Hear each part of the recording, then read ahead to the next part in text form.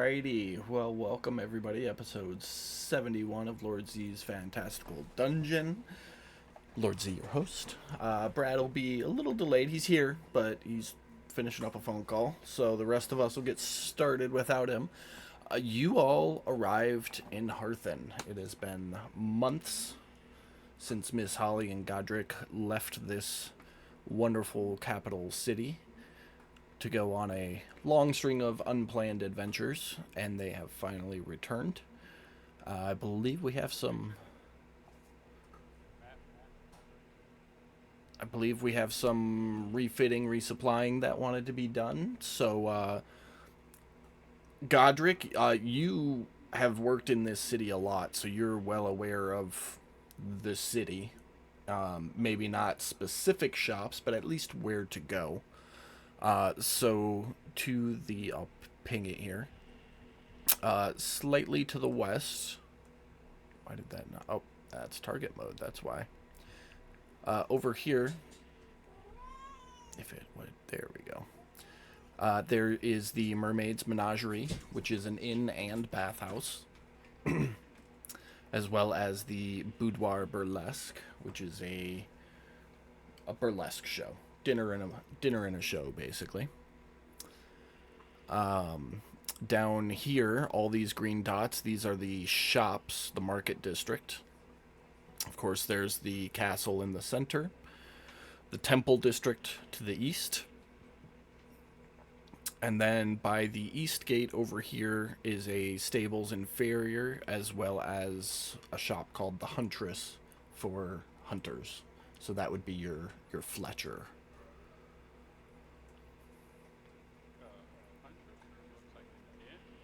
Is it? Oh, I fucked it up then. Yep, that's an inn. Where was... I had a... Okay. Finn's Fletchery. Why is that? That's public. It's down by the market district.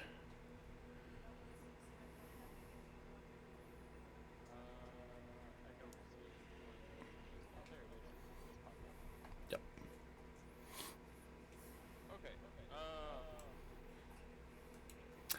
So you had arrived in town the night prior. You paid for, I believe, 2 days at the docks.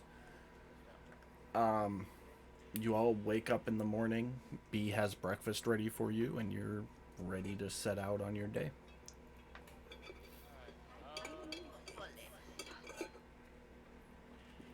Wrong character, Pam. Wrong character. That's Sunday.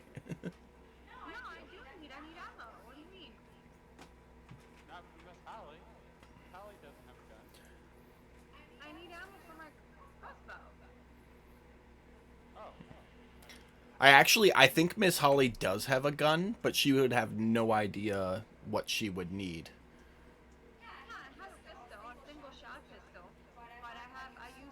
Yeah.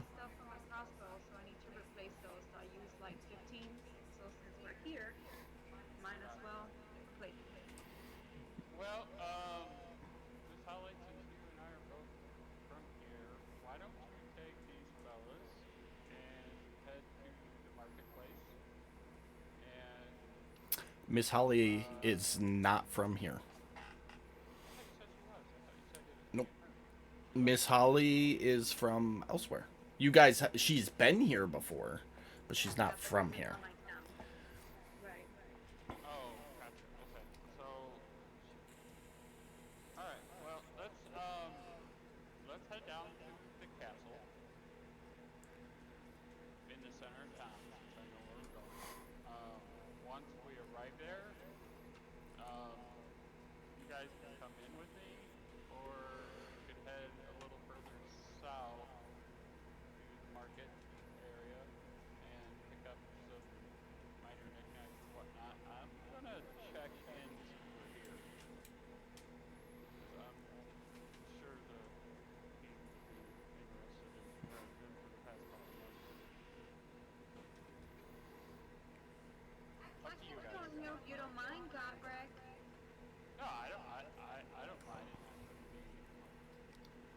probably him yelling at me about not checking in and me explaining myself and what we're doing and what the point of it. But up to you. Really, I'm not gonna say no.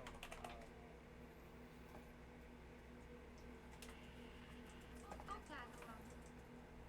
Brennan, I can't see anything. It's all black. What all black? It's black and like Okay. burgundy font. Just squint at it. Why did that come up like that? I don't know. Speaking of that, let me change my text color. Oh no. Um, what race are you disguising as there, Brad? Whatever the local race is. Humans, elves, gnomes, halflings, dwarves. Go with a human. Okay. Brad, you also have to fill us in on what type of food you have right now. We got a bet going. 8 What's before we max? go. Okay. It wasn't ice cream. Pam loses. Oh man. Well, I have Hershey almonds if that counts. No, I lost. I'll send each a book.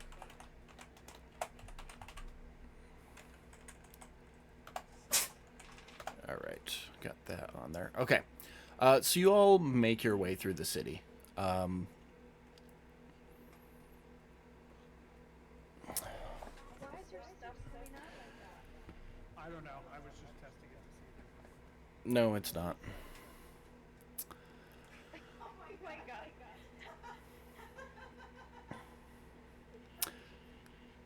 So you all make your way through the city to the courtyard of the castle. Muting doesn't help, Pam. I could still hear you from across the house. Sorry. Out there cackling like a fucking hyena. I'm sorry. Um, Oh, -2. what is Is it everybody's? that is weird. Oh, everybody type something. Find out. Oh my god, yes, Oh, everybody's weird. you know what? I'll bet you it's a setting on my end, and I know exactly what it is, but I'd have to close Fantasy Grounds to change it. So, Oh, Cool, so use the Facebook chat then. yeah. Apparently so.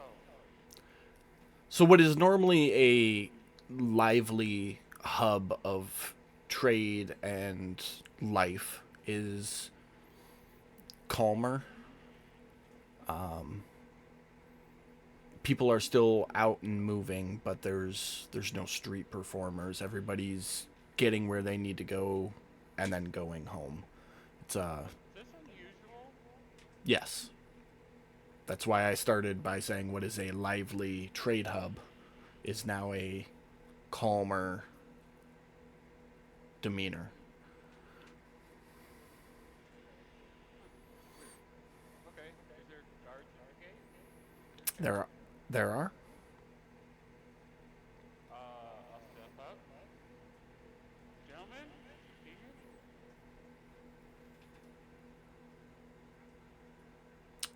They just kind of stare at you.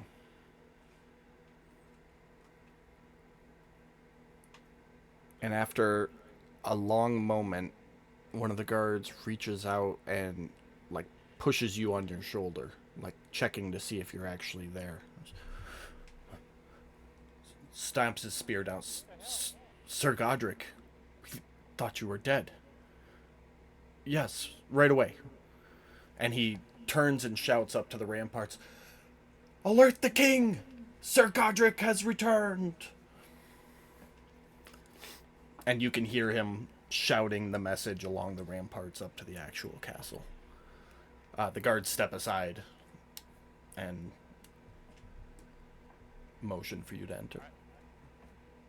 I nod. And they're with me. Come on, guys. Head into the castle. Look at the guards on my way in. They nod.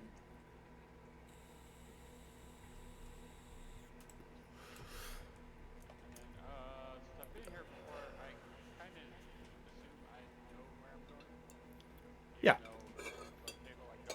So, Yeah, no, as you begin walking up the steps to enter the castle proper, as you have so many times before, the one of the doors flings open and Bishop Reptor steps out. Your bishop. He's your guy. He's your boss. yeah, yeah. I immediately take a knee. No, no, no, none of that. His old human body moving as quickly as it can up to you does what he can to lift you up off the ground and embraces you. Bishop? Godric, the king's already been. Good to see you too. We thought you were dead. The king's already been made away. You're here, obviously, and is waiting for your full report. But come see me afterwards. We have much to discuss. Yeah, absolutely. He steps to the side. You know that when you enter the building, it's maybe a 40-foot hallway, and then that leads to the chamber where the king takes visitors. Is there anything you want to do, or are you just V-lining for the king? No, I'm. Wait, hold on. Before I do anything, Bishop's name is what? Kind of important. Reptor, like raptor, but with an E. Because I'm horrible at names, and I have a Dr. Pepper sitting in front of me, so Reptor. That's how I do most of my names. It's letters Yeah, from yeah. things Well, sitting in those are front of my me. notes. Gotcha. Okay. Hey, while you got your notes open, let's see how good they are. How much were you guys supposed to get paid for helping Ronsfold 70 something episodes ago? You can see my notes. 100 Can I? million gold. Yeah, because they're on my notes tab of my character. Oh, didn't Yeah. know that. Uh-huh. That's my notes. I Okay. that's why I concentrate on the warlock stuff. As you can see on my notes. Fair enough. I'll come up with some random amount then, because I know you haven't gotten paid for that yet. Nope. Okay, so the four of you enter. Pretty standard king residing in a castle type decor. Very Victorian esque. There's a guard. Remember that price was set back when you were a little free with the money, so it's going to be a little high. That's fair. I'll give you that. There's a guard on either side of the hallway, about every 8 feet or so. Typical of what you would see in a hallway leading to the throne room. You approach the doors, and one of the king's scribes, or whatever the fuck you call him, is standing there. Little gnomish fellow. The king is ready for you. And he opens the door and beckons for you all to enter, announcing Sir Godric and company as you pass by him. I lean over to him. Hey, did you hear the rumors What rumors? that I'm dead? That's why you were granted an immediate audience. Because you're dead. But I am dead. But I am dead. Boo. Giggle. Make an intimidation check. He got better. I think I might go for a walk. -1 to my intimidation. This is gonna be fun. That's not gonna be good. No, it's not. Alright. Time out, everybody. Yeah, try it one more time. That's fucking weird. You're all gonna get booted.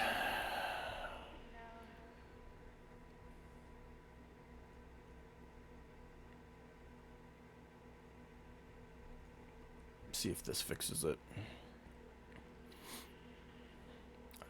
Try to do stuff to make it look cooler and just fucks everything up. Seems to be the way to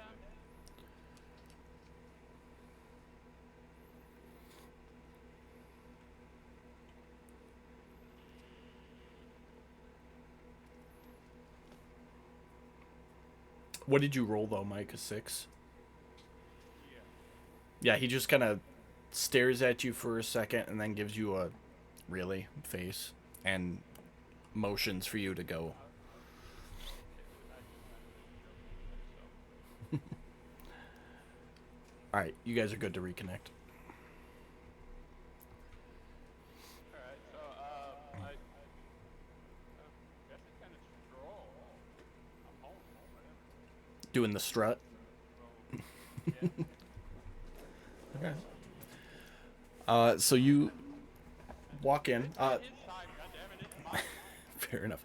Is anybody else doing anything of note as you all enter?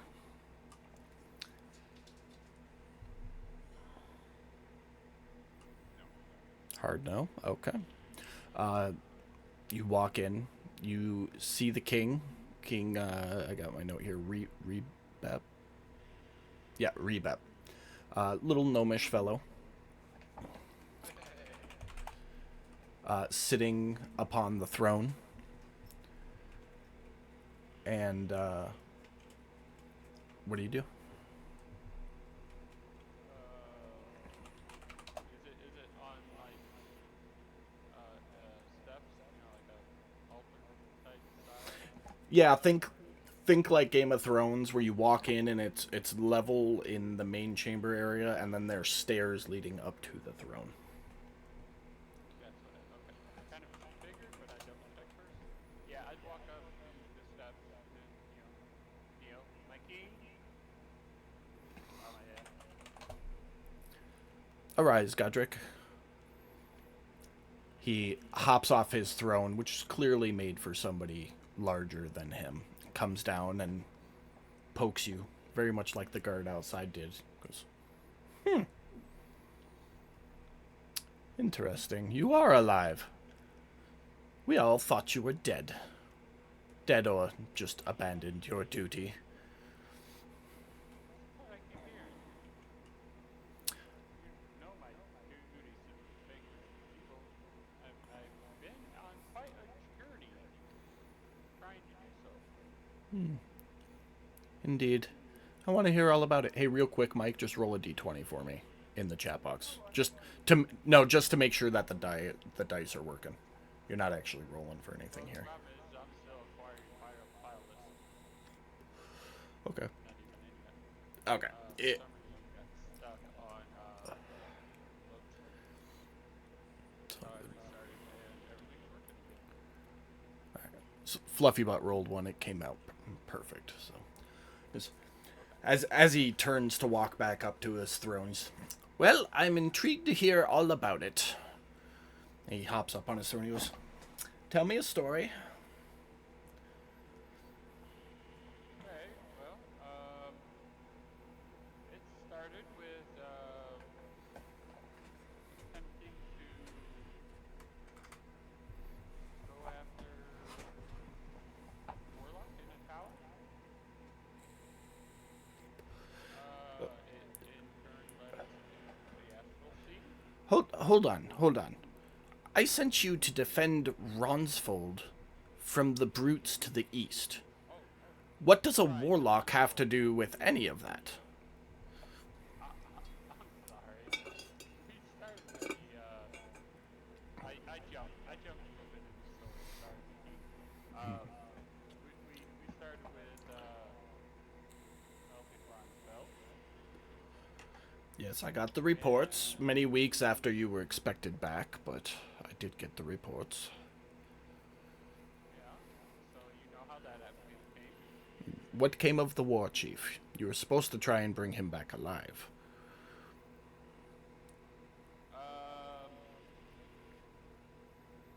Love table. I don't. Ooh, Mike should take better notes. You had captured him, and Soref showed up and freed him and took him with him. And that's when the yeah, wizard that guy, showed up. Because you guys were ambushed by the fucking dune worms. Yeah. Okay. So yeah, we took him alive, and we were in transport right here. A warlock retreated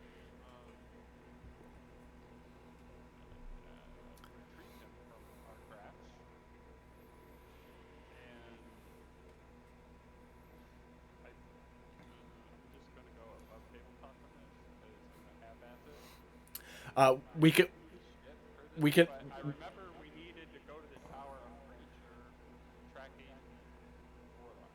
So above table, is there anything you don't want to tell the king? Because it'd be easier to just say No. you tell him everything, Okay. unless there's anything you specifically want to leave out. No. There ain't nothing about this journey I'm hiding. Clarify, are you telling him about Fennin? I was just gonna get clarification on that. As far as spending goes, if you want that information, he's a fellow adventurer who joined our group and is now traveling with us to complete a task. But are you telling him what Fennin actually is? Because right now he's disguised as a human. I'll cross that bridge if he asks, but if he doesn't, no. Okay. It's not my business to tell everybody what he is. It's his business. Touche. So the king has sat there, quietly listening to your entire tale of adventures through the multiple planes.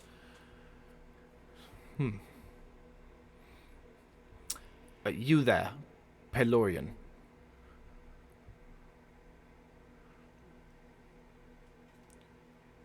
Yes, Your Highness. Do you swear upon your god and Orta that everything he has just spoken is true?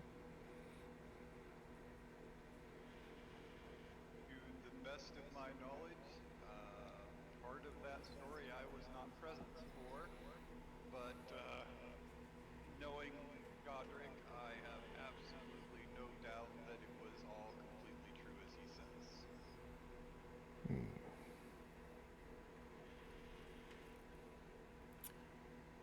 Very well. Well, it seems you have done your best to uphold your oath and perform your duties.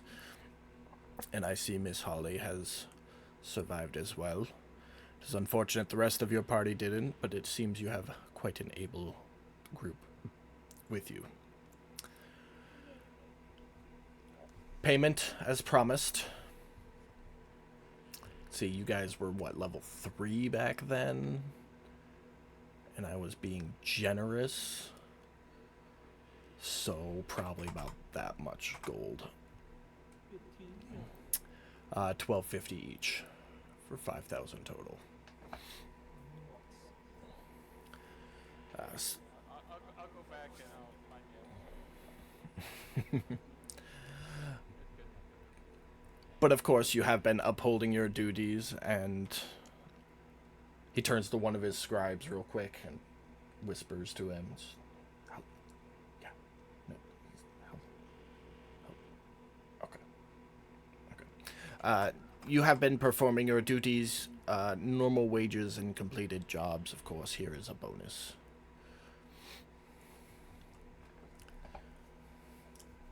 Another 2,500 each. Well,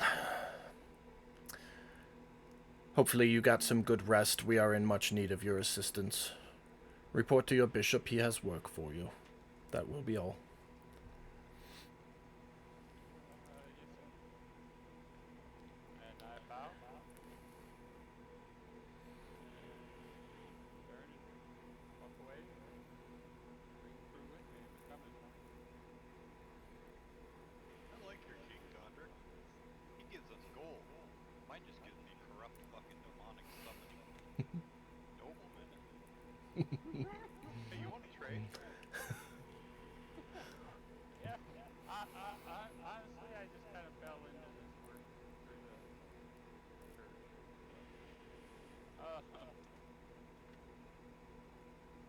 And as you know, I'm not actually from Perthon. Just small village out in California. I'm sure he could probably use another Paylorian on his roster, but keep asking. But I'm assuming you guys are walking out as you're talking. yeah, and Uh, Put it to Temple of Apollo? shut up. I'm from the Midwest. Leave me alone. Did I mistype it? Is that why you're making fun of me? Yes. I thought you were talking about me. Yeah, I was on a rampage. I was on a rampage. Uh, y- you will be heading to the temple. Yes. Okay.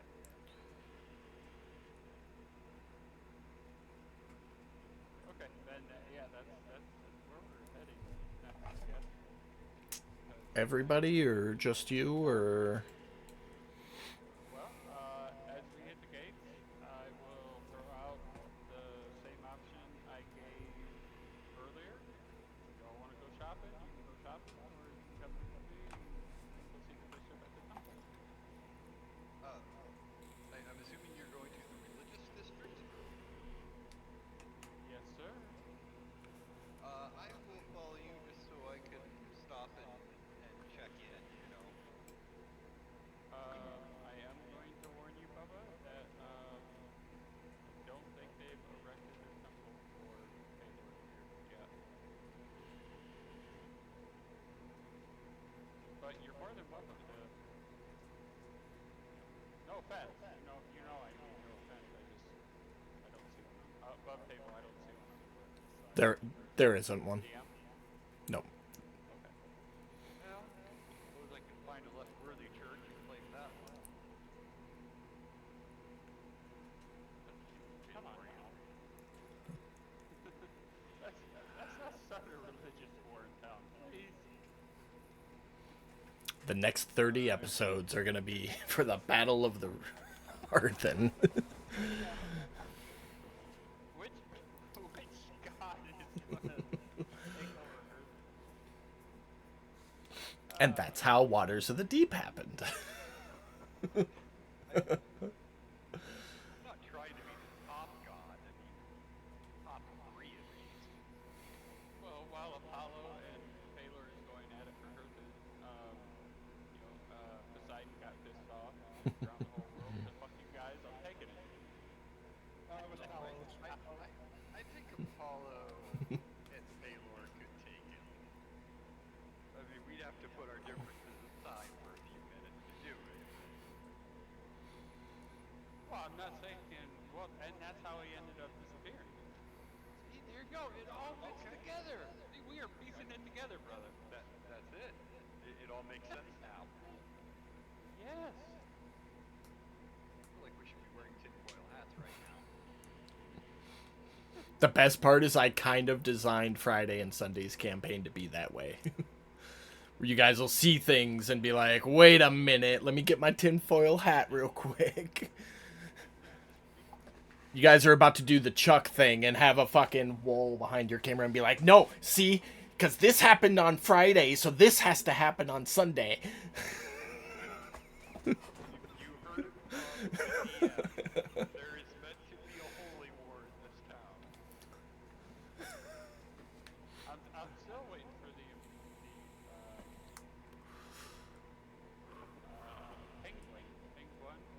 penguin gun to emerge. Penguin. Gun to emerge. Yeah, right. So okay. So So- game. So you guys wanna go shopping or you wanna go with me? I'll go shopping. That's up to you guys. All you gotta do is just just as you head south, as you get past the castle, hang either right, or west. I'm sure you'll find them in the market area. There'll be stalls and things. As long as everybody's there, I will say that the streets seem to be a little barren since the last time I was here. But I figured I could get answers on that from the bishop. Hey, before as we're leaving the castle, the Smith is gonna stop and ask one of the guards, like, why is it so dead around town? People are just gloomy. There's been a lot of weird shit going on with all these portals, and people don't feel safe.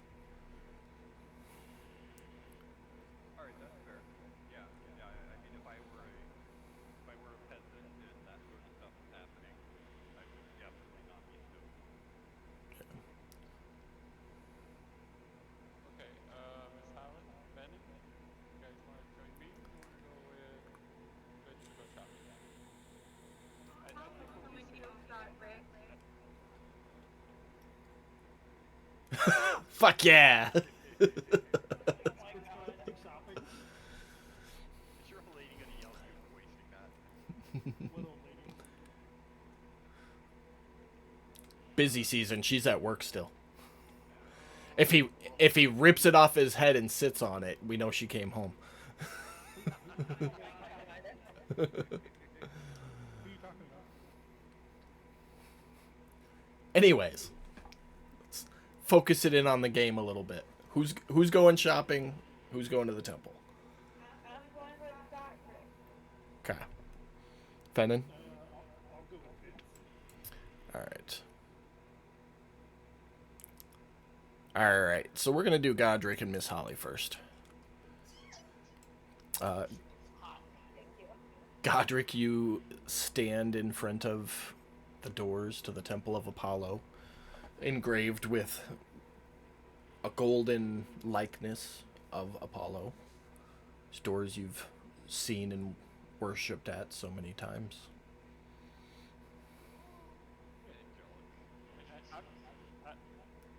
I know my status, so I just open the doors.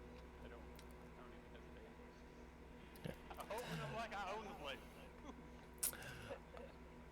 You do so, and there's no active service going on, but there are some people there worshiping, and everybody stops and looks. And everybody's just kind of quiet for a minute. And almost all of the acolytes immediately bow after seeing you. And a number of the parishioners, the commoners, come up to you and kneel with their hands up and, oh, praise Apollo, you're alive. And you get the couple holding their hands out for alms for the poor kind of thing, and or looking for some type of prayer from you. You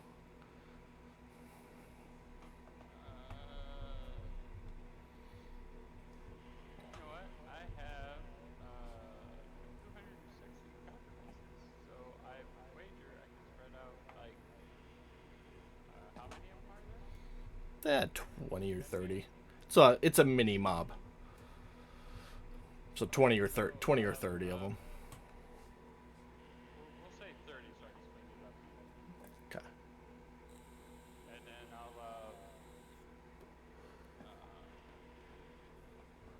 bless you all as I pass it out. I should have made Vince come so he can see it. This is what real worship looks like. And after I get done passing it out, I'm gonna say, please from a Wartborn land, bitch, please. No second. I got them bitches for days. Miss Holly, keep in mind, this is the first time you've seen Godric in an official capacity. I know, I'm like, wow, oh my god, he's like my hero right now. I'm like, I'm with you, Patrick. You didn't tell me you were famous. Ooh. I'm like excited, like, oh my god, you're like so bubbly, like, so bubbly. Like, so. And after I get done passing out the alms and blessing them all, I will address the whole entire group and say, remember, I'm just a man doing his duties to the great Apollo, so please save your worship for him. They all look eagerly upon your words, and yes, of course, Godric, of course. And I will head in and look at one of the acolytes and say, I'm here to see the bishop. In his office, he's expecting you, Sir Godric. All right. And I'm assuming I'm walking through the queues to get through Yeah, it's well. back offices on the side or something. There isn't. This is more like a mosque than a chapel. There's prayer mats. People kneel when they pray to Apollo. They don't sit. So there's mats periodically throughout the floor. But you know that if you kind of go around the side of the prayer chamber, there's a door off to the left that leads you straight to the bishop's office. Okay, well, I do want to head to the middle of the room. Try not to step Okay. on the mat. Oh no, there's plenty of walkway. Okay. And once I get to the middle of the room, I would literally stop and kneel myself and kneel my head and pray to Apollo. Roll a d100 with advantage. Something along the lines of thank you, Apollo, for blessing me and my crew and my journey and bringing me home. I clicked advantage, but I'll do it one more time.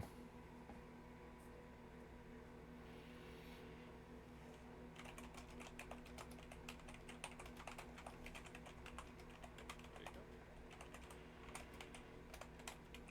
Okay, what are you doing next? I would stand up and sorry for the interruption, Ms. Holly. I had to do my duties. My God. Oh no, you're fine. It's such a so interesting to see you what you're doing. Never since the start of you got right. You're such a good human being. You know I'm a holy man, Mrs. Ms. Holly. I just keep myself humble as best I can. And start heading towards the bishop's chamber. And Molly, you're like, oh. You just didn't see that. I know.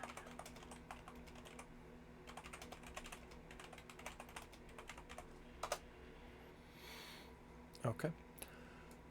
I'll give you a second to read that before you proceed. Okay, I got it. So you make your way to the bishop's chamber. You open the. My forehead a little bit Okay. as we're walking. You make your way to the bishop's chamber and open the door, motion for Miss Holly to enter, and then enter yourself and close the door behind you. It is exactly how you remember it.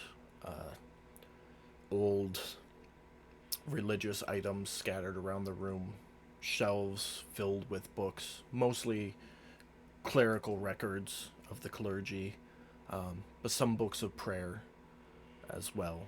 Most of them covered in dust as if they haven't been moved or touched in some time.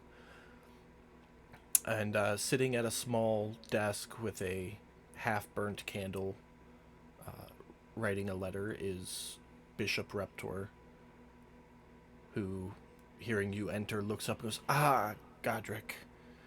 And I'm sorry, dear. I know we met once in passing many months ago, but I forget your name." Miss Holly, it is a pleasure, my dear. I do not wish to be rude, but I do need to speak to Sir Godric alone. Would you mind waiting just outside the door for me, please? Yes, of course. I'll be here.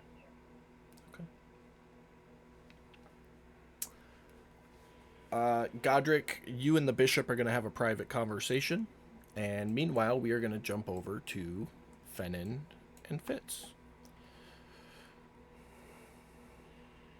Where are we shopping at first? I wanted to go to the blacksmith to look at armor and weapons. And then after that, just kind of an overall, generic magic shop. But I figured we'd probably wait till the rest of us worked up for that. So, blacksmith and then the butcher. I'm down. So, blacksmith first. Whichever one's closer. Beautiful. Right as you get to the market district, you find Badoody's Metallurgy. Yeah, Badoody. What kind of busyness are we looking at? Not overly busy, but business is functional. Like, it's easy enough to move around without bumping into anybody. What if I wanted to bump into somebody?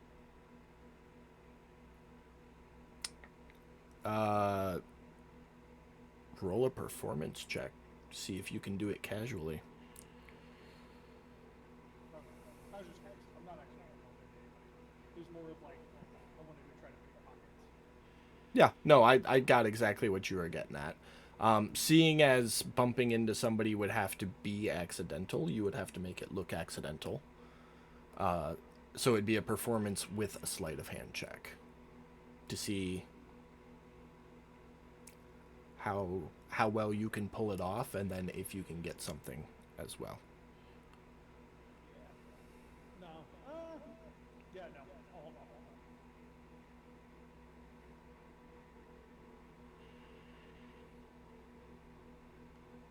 The items on the says scrolls. You're having a conversation with the bishop. Go I away. know, but I was looking at them while I was waiting for it.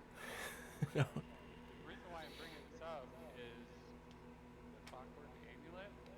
When I click on it, it says module you are attempting to use is not loaded, and it says D&D Xanthur's Guide to Everything. Yeah. But I have mine loaded, so I'm Don't just know letting what you know that. worst case scenario. We'll figure something out. Okay, But for that particular item, there you go. thank you.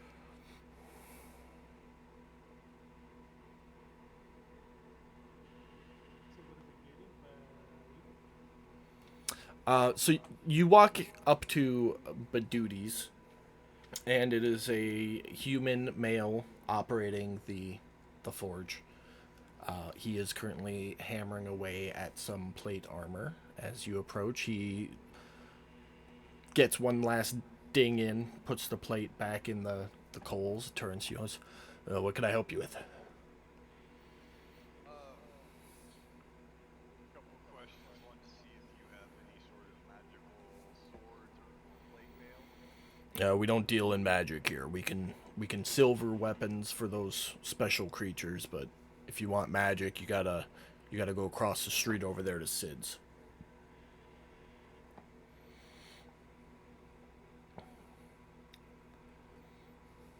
It's scribes and scrolls. Yep, that's the one. It's hit or miss. He doesn't really keep things in stock, but it's kind of like a he's kind of like a hoarder. Collects magic things that people don't want and resells them, unless he keeps them for himself.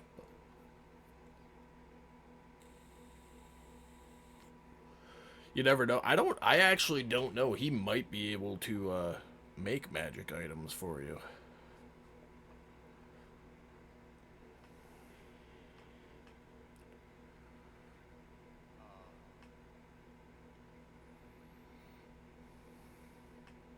Okay, we do have to stop at Sid's. Just looking at his Isn't that the one you want to go to with the group? yeah. So how much The is your for the record, guys, the item notes at each of the location are quick notes for me. Just because it's not on there doesn't mean they don't have it. I did that based off the list you guys gave me last week. So if you're looking for something in particular, ask, because they might have it.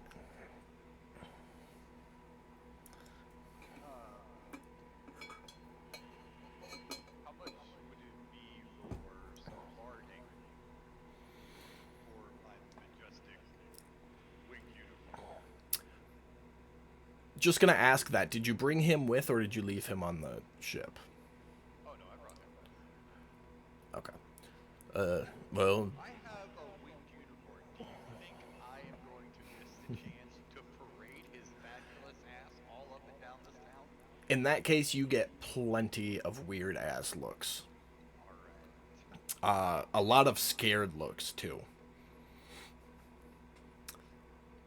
Uh, well, what kind of armor barding are you looking for him?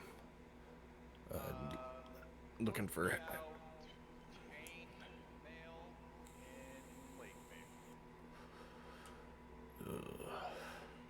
Give me a second here, and he pulls out a string that has a couple of knots tied in it.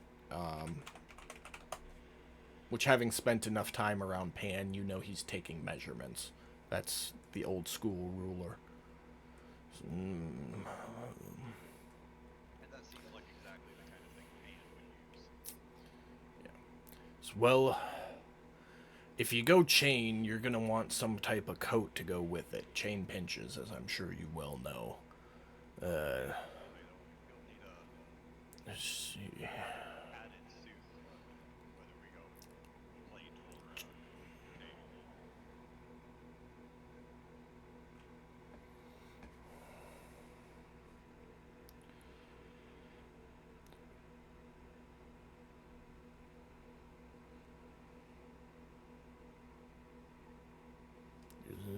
Sorry. Bishop's having a conversation with Brad. Or Mike, rather. Uh, well, you know, let's see. He's old. Leave him alone. Great. I henceforth will be known as Bishop Brad. Thank you.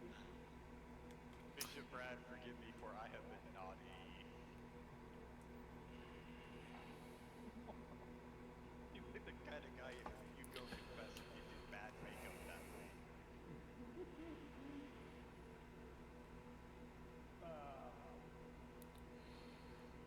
Is he still working with Biggs? Yeah, he is. 2 seconds.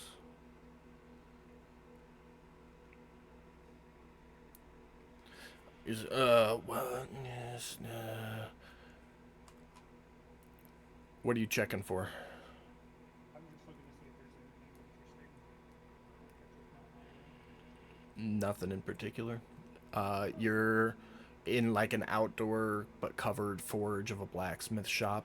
Across the street, you can see the leather working shop, and there's some displays up in the window. Nothing of real note.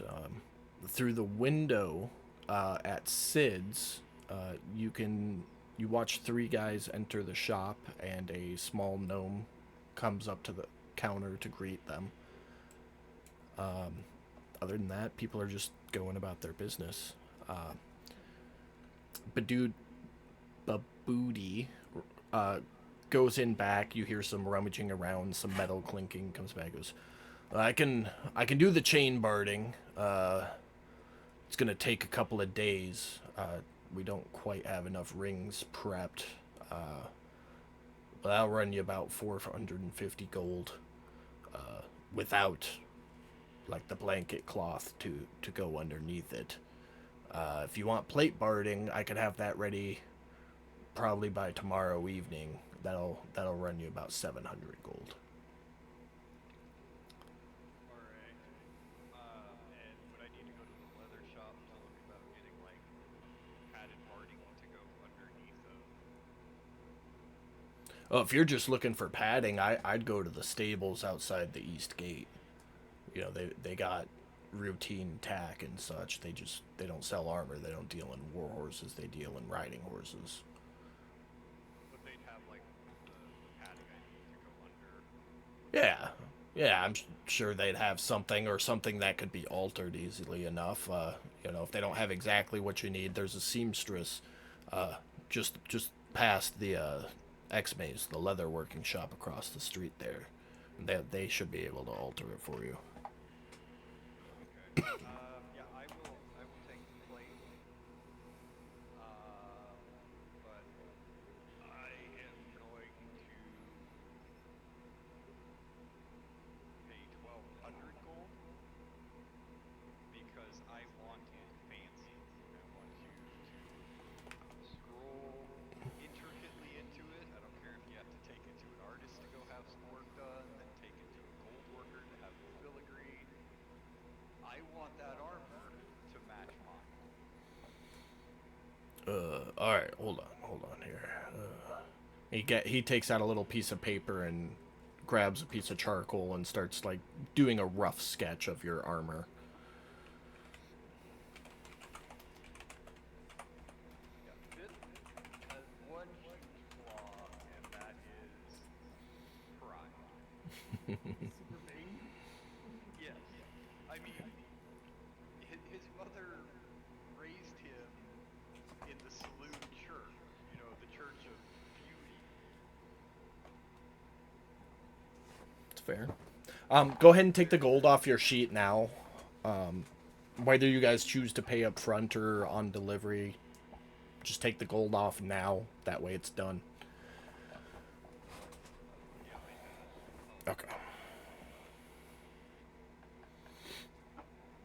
I assume with a name like his, he's got to be honest because he probably gets his ass kicked enough for that name. Yeah. Doesn't want to add on to it.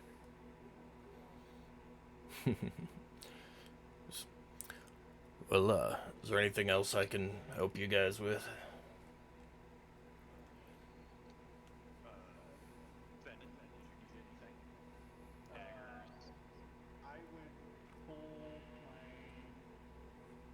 3 daggers and set them on the table. Ask him if we have to silver those. Yeah, we silver for 100 gold apiece. We'll do that. All right. Now, before I go to silver these aren't enchanted in any way, are they? Because if they are, it's not going to be good for me, and then I'm going to be pissed. So above table, do you mean like? If they say anything other than dagger, they are considered enchanted. So like +1, +2. Those are enchanted. Okay, never mind then. I will Eh, not. Daggers of To daggers of hiding. Yep, Daggers of return. all of that, it's all enchanted. The plus side to that is you would have wasted your money silvering them because those are magic. They will affect lichens, which is the only good silvering does. Well, some undead, but no, these are considered magic items. So Then I would, as I set them on the table, rather than asking them to silver them, I would ask if there's any way that we can make it to where these would come back to me. I I don't do any magic stuff. You got to talk to Sid. In theory, Sid can't do it because you can attach. But I might be able to pull it back. So above table, turn it into like scorpion. Say that one more time. You know the little throwing knife that Scorpion has in Mortal Kombat? What is it? A kukri? It's like a chain dagger or Yeah. a kunai knife or something like that. Yeah. Technically, isn't it just a spear with a chain on it, kind of? I think it's like a spear. No, Scorpion has daggers that come out of his hand, but there's a chain that connects the dagger to him.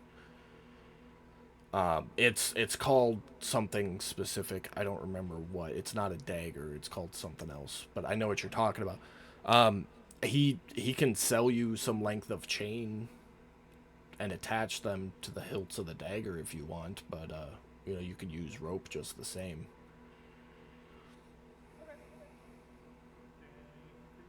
Yeah, I think in the original Mortal Kombat they evolved and changed later because they thought it was badass. Yeah.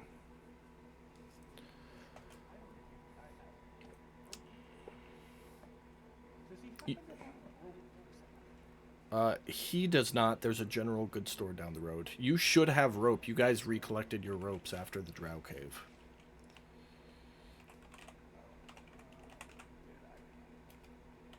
I don't even know if I have it.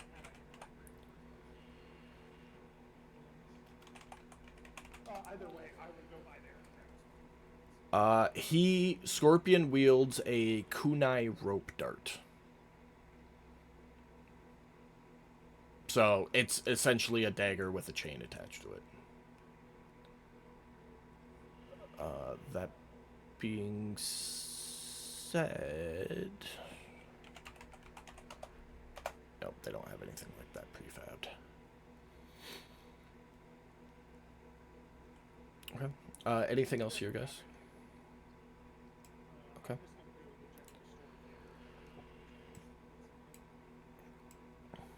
Okay. As you guys are leaving Babooties, Miss Holly and Godric catch up to you. Mike will finish that talk some other time.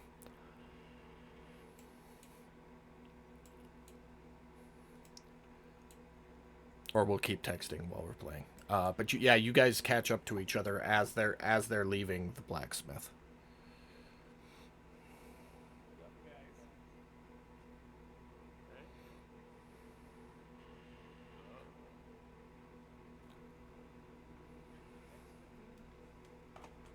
I don't know about you guys, but I am interested in checking out this Sid's scrolls.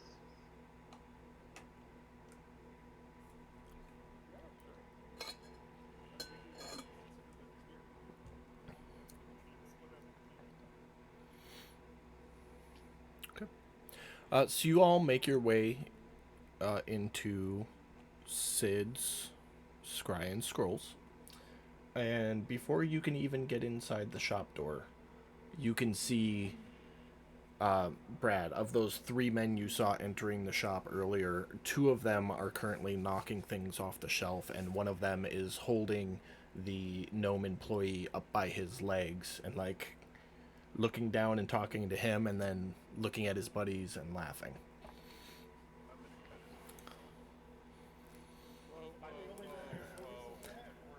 No, all four of you notice it. You haven't entered the shop yet. You're like walking across the way and you can see it through the window. Yeah, my sword is out and I'm walking. Whoa. Yeah, I'm trying to get to that. Godric is like putting his arm out in front of him. Hold on. They're picking on a gnome. We're going to fix it. We are going to fix it. And I like open the door, like swing the door, slam the door open. What is going on in here? All 3 of them just kind of stop what they're doing and look up at you. And they go, "We're minding our own business. Maybe you should do the same." And they go back to what they're doing. What? Do you know who you're talking to? The one holding the gnome looks at you and he goes, "Do you know who you're talking to?"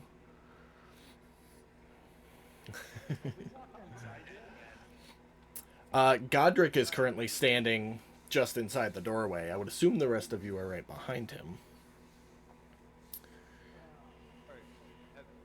Hold on. It's not bad. It's not bad. So we're going to pause for a second. He said what he said back to you. Brad, what are you looking for?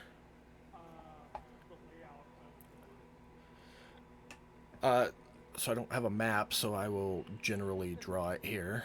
So here's the door. The shop goes back. It's a relatively small shop, about 20 by 30 feet. And then there's like a row of shelves here and a row of shelves here, and the walls are all lined with shelves. And then in the back corner, there's a small desk. Yeah, well. The guy holding the gnome up is the circle, and then X for the first guy, and Y for the second guy. So Godric would be... I figure I'm probably about here. Yeah. Yep, fits right on your tail. Like right here. Mm-hmm. Yeah. Because I'm stopping you from killing somebody in town. Have you guys all seen Friday?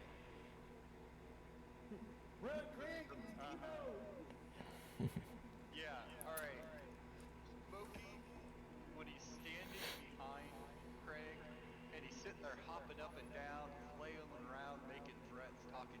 behind him. That's Fitz right now.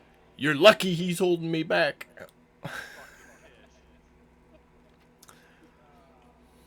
I'm gonna walk in this way behind Godric, and Godric's blocking the doorway. So how do you want to do that? Yeah, yeah. I can just So, slide past him like a excuse me. like a pickled eel. Do you let him slide past you? I am. I was gonna say I am. Let me pull this up. Are you the door right now? 7 foot tall. Yeah, I was gonna say I'm a 7 foot tall, 350 pound Goliath in full plate armor who's blocking that door, and I'm preventing anybody from coming through it because I know the second I do, Fitz is gonna go in there, and I'm gonna have to explain why we murdered 3 people in here. Oh no, they don't get So, to die. no, I'm not letting anybody get. I'm not letting anybody just run by me right now. And Mike knows I love throwing my players in jail. So does Brad. Please They're no. they're Mike, going to die. my lift push dragon said and I will be kind of like, You want to do the strength check? I will do the strength check with you, buddy. Let's see. It's if Godric's not letting you, it's gonna be a shove. To try and make enough space to slip past him. Oh yes, shove him out of the way. So, Brad, your strength versus Godric's athletics or acrobatics. I am not gonna hear this. Your call, buddy. All right. So No. what I am gonna do is start. Hopefully, I don't know how close these shots are together, but if there's a way on either side to kind of scoot around the shot. So there's another building right next door. Is that on the?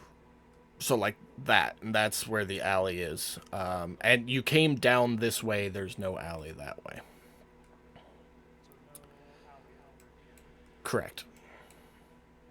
Alley here. Yep.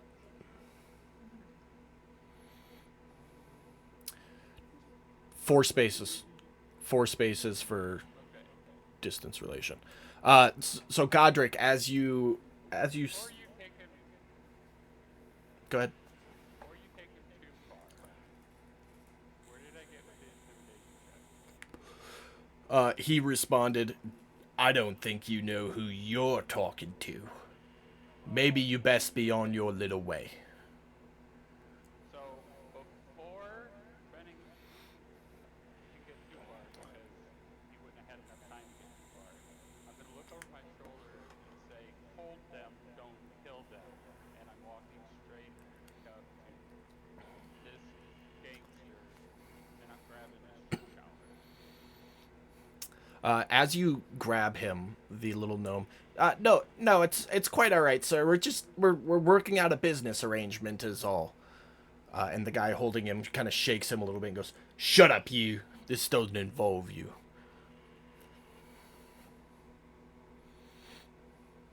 And I look at Fitz and say, please don't fight. Please don't fight.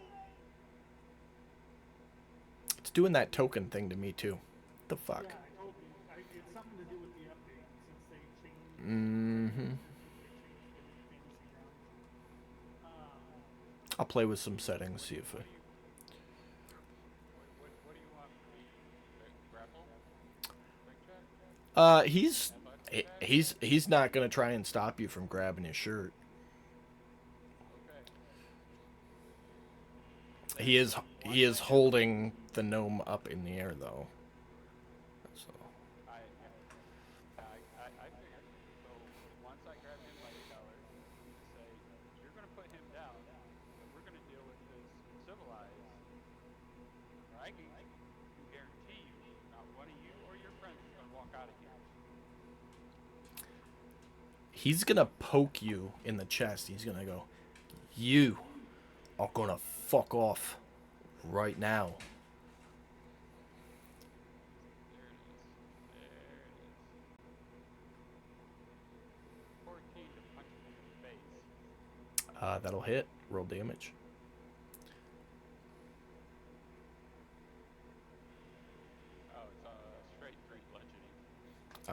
I'll put it on him here. It didn't do things the way I wanted it to.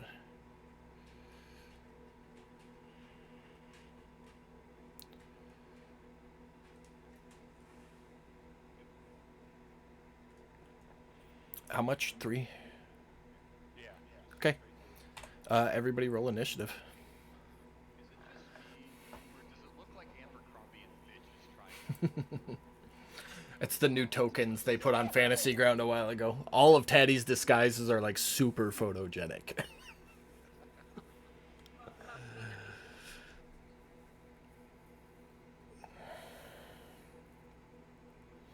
told you guys to not kill them before we walked in.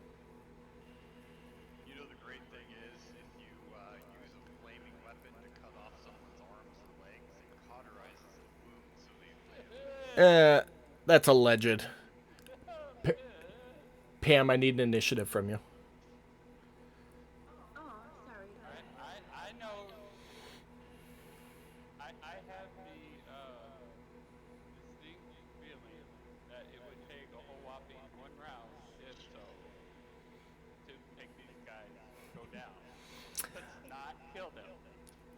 Fennon, you're up first. They're just a bunch of fucking thugs. Gangsters. Bandit is well, he's moved in. He's going to keep one hand. I'm assuming we're not actually like nobody's actually fighting yet. It's just Godric just threw a punch. We're in combat right now. I am the only one who threw a punch so far. all right. Well, then I'll just stick with my idea. And Bennett's gonna walk in, go to the right. He's keeping one hand under his cloak, hidden, holding a dagger out, and another hand is kind of like with the whole. He's not. I don't want to say he's not paying attention to this guy. He is. He's watching what he's doing, but he's like holding potions and looking at the potions real quick. It's kind of one of those things like. Okay. So give me a performance check then. See how well your fit in lessons played off. Are you trying to hold an action? Yes. If you're trying to hold an action, you have to officially declare I'm holding an attack with this for this specific moment. So I'm holding a dagger attack for if 22 comes closer to me or closer to Godric, I'm gonna swing at him. Or takes a swing. Okay, so ignore the performance check then. You're holding an action for what type of scenario? If he comes up and like tries to get physical in any way, then it's like one of those things that you see in the movie where it's like a shove and I like Okay. Too easy. That's your turn? Miss Holly. I'm gonna go. And cast a level spell so a fireball goes off at your location. No. Wild magic. Do it. Cast calm emotions and let that shit backfire. I am not gonna do that. I did not ask how big that room is. I'm still Oh yeah, how big is this room? Hold on. It's about 20 by 30. Okay. Just big enough that a fireball 20. I really feel bad about a little gnome person because he seems really cute. Mhm. No, I'm not gonna do that. I'm just going to. Were you going to try to telekinesis him to you? Do you have telekinesis? You do. You do. Do it. Do it. Do it. Do it. No balls. And the way she actually fell out is she jumped up and down holding her arms going, gimme, gimme, gimme, gimme. I never win at these crane games. Look what I got. Do it, Pam. First thought, best thought. Do it. It is. Is it a level? Is it? Oh god. First thought, best thought. Do it. Do it. Do it. Do it. Do it. Okay, I'll do it. Roll a straight d20. Oh my god.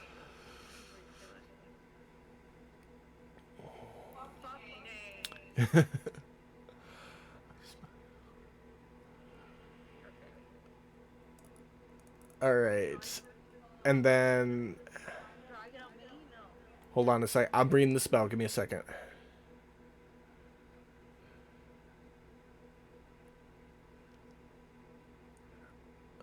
Okay. I need you. What's that? It's against your.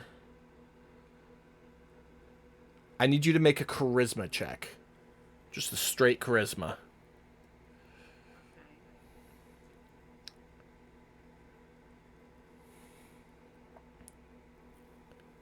Beautiful. Make sure you mark off your spell slot. Okay. So you.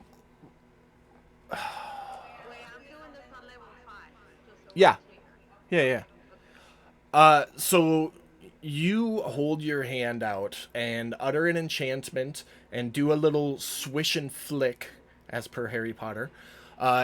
And the gnome shopkeeper flies straight towards you. Well, you can move him up to 30 feet. So where do you want him to go to? As further as he can get.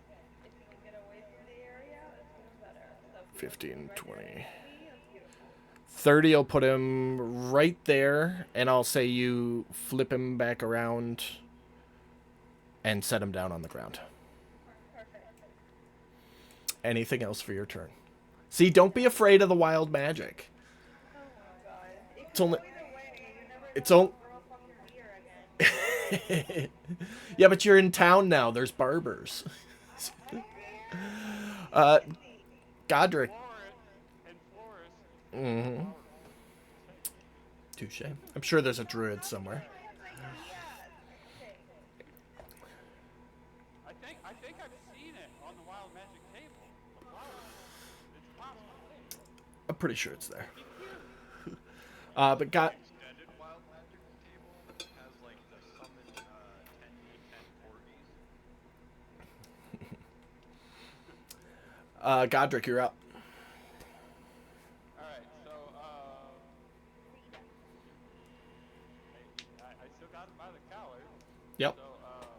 So I'll put the grapple on him. Yeah, and then I punch him once, and now I'm gonna look at him and say, now that the shopkeeper's out of the way, you want to explain yourself? You don't know who you're fucking with, mate.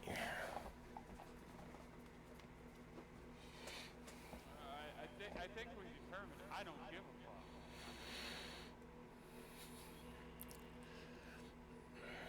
Don't treat people like that. 16. Hits. You can drop it on his token now. Okay. Anything else for you? I just want to know what crime syndicate is entirely staffed by Australian underwear models. He pulls like the 1960s police baton, the bludger. He pulls one of those out of a little a billy club, yeah, out off his belt, and whacks you in the side of the head, and it does absolutely nothing. It just bounces off the side of your head.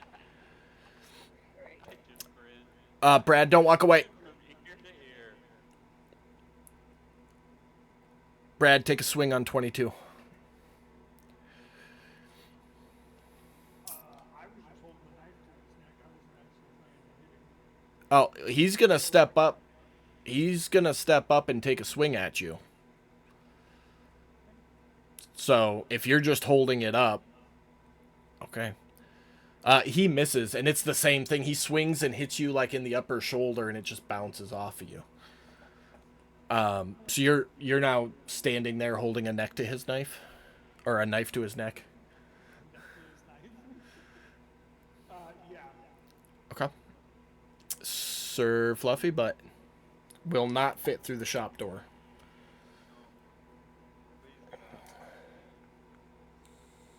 Gonna come walking over here. Basically just kind of encircling Okay. If nothing else for him, then Fitz. Alright.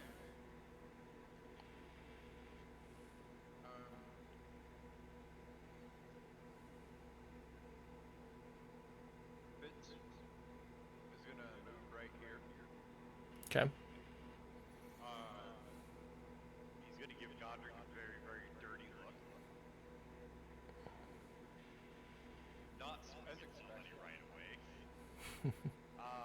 What Fitz is gonna do is he's gonna hold up his greatsword, and he's going to trigger the flames.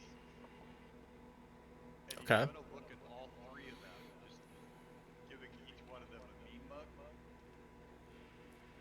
Make an intimidation check. With advantage, I'll say. And he's gonna be looking. He looks at Godric and he says, "You know what I love about gang members? It's like killing a gang member is like kicking over a cockroach dead. You know, you just get to spend the whole day stepping on crunchy little shit." And then I'm just gonna smile real big with a 29. Okay. Anything else for your turn? Nope, nope, I've just told them they have no exit and that I'm wanting to kill them. So I'm just gonna let that. I'm gonna let them soak in that for a while. Okay. So we're gonna jump out of initiative for just a second. With that intimidation, all three of them will drop their billy clubs that they now have. The two closest to the door will like hands up, don't shoot, and kind of start edging their way towards the door. Gangster 3 is gonna look at you, Godric, and go, "All right, we'll go, but this ain't the end of us. You mark my words." Does anybody want to do anything as they start to move their way out? Yeah. Oh, okay. I haven't let go of that collar yet. Okay. Still not letting go of that collar. Okay. Oh no, no, no, no, no, no, sir. No, no, no, no. You know, I don't think you quite understand what exactly I just told you. I said we're going to settle this. So, why did you have that poor shopkeeper hanging by his feet? He just stands there with a shit-eating grin and his hands up. I am going to reach back and I am going to I'm gonna... the biggest bitch Hold on. slap. Hold on. I'm gonna stop you before you do that. Because that's gonna put us back into the initiative. We're gonna keep the same initiative. But you wait to do that on your turn. So that brings us to Nine's turn. He is hands up, trying to squeeze past you to get out the door. Fits. Are you gonna let him pass or no? No. No, they have already picked on a gnome. They have chosen their fate. Okay. Fennon, are you doing anything? Benny is still holding a knife to his neck, staring at him. Okay. Like, getting the whole, like, it's that stare down of like trying to figure out who's gonna do what. Mexican standoff. Yeah, but as they're like kind of focused and the guy stands there up, Benny's gonna see if he can get anything out of his You already made the sleight of hand, right? Go ahead and give yourself 3 gold pieces. I think, is it really pickpocketing or is it a mugging? Miss Holly, anything for your turn? I'll let it clear the little Okay. That's perfect, because his turn actually comes right after yours, and he's immediately gonna, like... First off, do you still have telekinesis on him? Because technically, it's a concentration spell that lasts for, I think, 1 minute or 10 minutes. I don't remember. No, it's 10 minutes. 10 minutes. So you're holding him in place with your telekinesis. Okay, so you see him struggling against the telekinesis, like, no, no, no, stop! Stop what you're doing, everybody! Stop!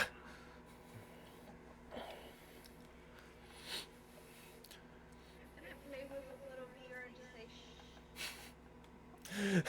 shh. So you reach down and you stroke his beard and just, shh, shh.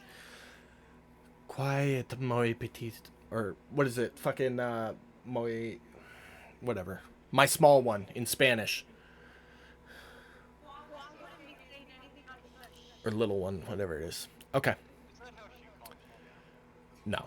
She calls me Big One. Oh my god. Now, Godric, go ahead. You said what you're gonna say, so now's your slap. Yeah. Misses. So you go to slap, and having been hit twice, he like arches his head back out of the way, and you swing right past him.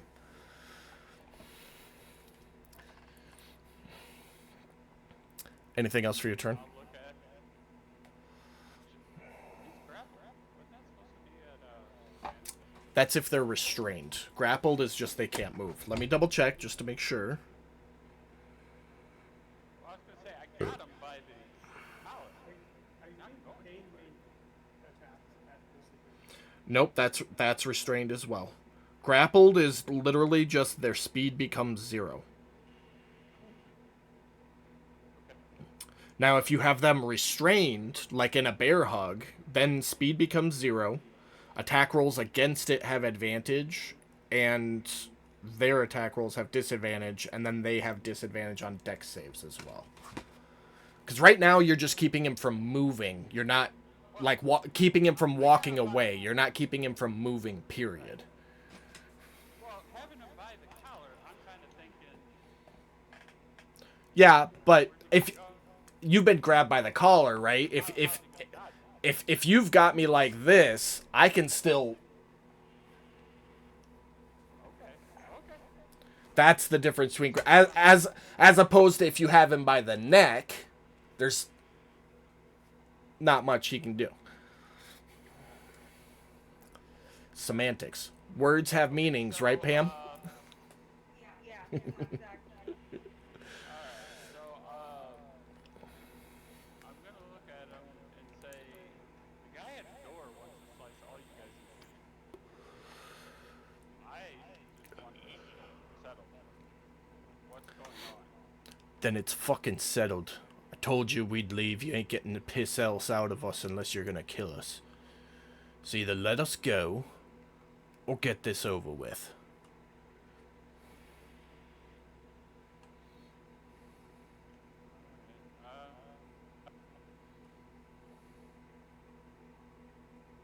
We'll do it this way.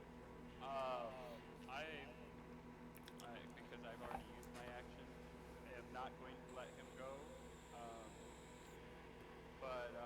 I'm going to say. Need to what? Breaking up. We need to go kindergarten cop on him. Who's your daddy? And what's his name? That's actually what I was thinking. That's where I was heading with this one. But, I know, but I want to hear you do it in an Arnold Schwarzenegger voice. Where's the chopper? no, kindergarten cop. I know, but get to the chopper. Get to the chopper is his most iconic line, in my opinion, at least. So I just twisted it. No,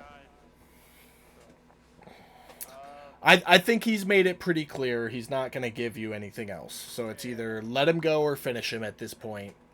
I'll say out of initiative, you guys make up your minds. oh no, I'm not letting this one go. I'm going to ask number 9 that's desperately trying to squeeze by me. What's your gang name? Fuck. The one piece of information. The second you said it, I was like, fuck.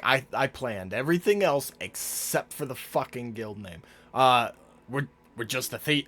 We're, Daddy. we're just we're just a thieves guild. Okay. This is great. This is And great. something tells me you guys aren't up on your guild dues. I think y'all just need to go home, rethink your lives, maybe get some new skills. That You just aren't big and tough enough to be enforcers. You guys are much more like message runners, maybe a bookie. You gotta have bigger hearts. You're gonna be breaking kneecaps, guys. That's all I'm saying. he says, yes, sir, and he like with his hand still up, like points at the door and takes a little half step. All right, I'll move out of the way. You gonna let both of them pass? Yeah, I'm feeling a little bit better. The gnome seems to be okay. Uh, Dudes, Holly, religion. you'll witness those two run out and around the corner and fucking they're gone.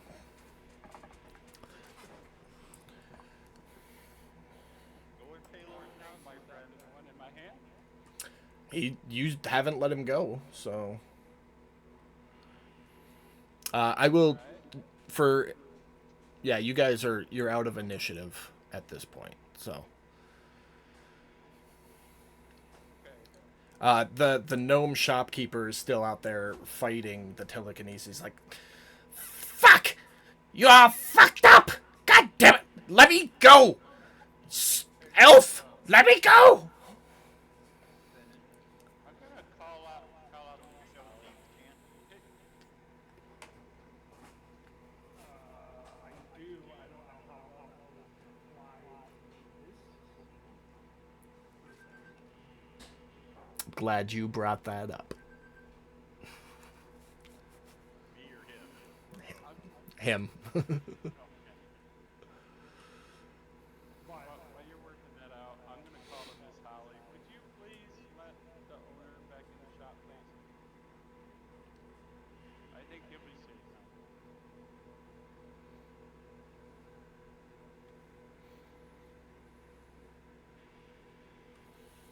You let him go, Misty?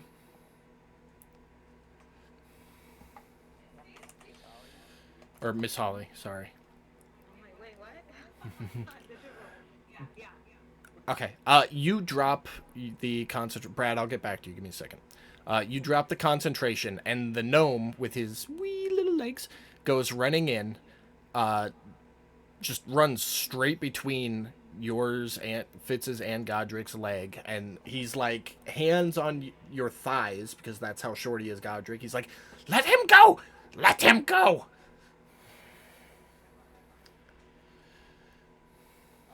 I will ask one more time because I am not okay the way he's proceeding.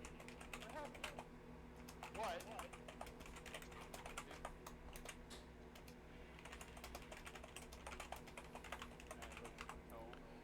Yeah, yeah. The last bit of that cut out, bud. I'm looking right at the gnome and saying,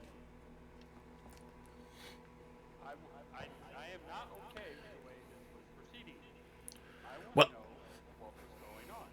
it's a business deal between me and him. It has nothing to do with you. Now let him go, or I'll call the authorities. Really, Godric? You've never seen a shakedown or protection racket before? It was nothing of the sort. Now let him go. He said he'd leave. Just let him go.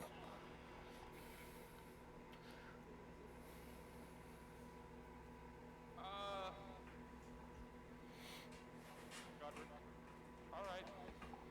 Godric, do you want to take on the Thieves Guild? Is that what you want to unleash that helpless Honestly, out? yeah, but I mean, sorta. All of you. Me and my flaming sword are right there with you, dude. So you let him go, Godric? I will, as I am letting, I will let it, I will let this collar go. But as I'm doing so, I'm going to say, at his request, I am letting you go. If I ever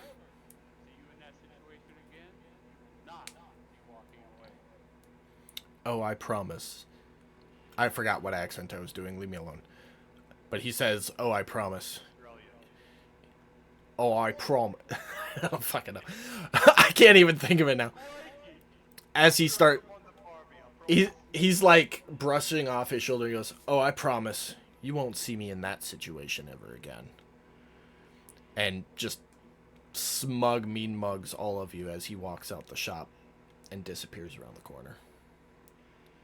You know, I was just thinking, Godric, if there's a thieves guild here, that means somewhere there's a temple to mask. I think I know where we can build a new payload place.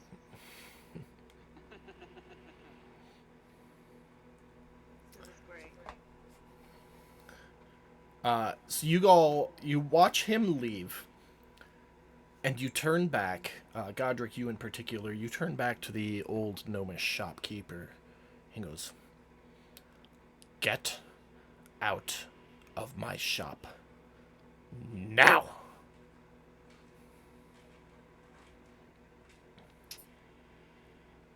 Speaker on official business. I don't care. Get out! And he's like now trying to push you. I'm not even gonna roll for it because he's a gnome versus a Goliath, but he's like trying to push a wall, and his feet are running, but you're not going anywhere as he's trying to push you. He's like, "Out! Out!" Can I do telekinesis and have him fly in the air? Roll another d20. You're casting the spell again. I'm gonna look at him and say, "Are you trying to tell me our goal's not?" He just keeps shouting, "Get out! Get out!" It's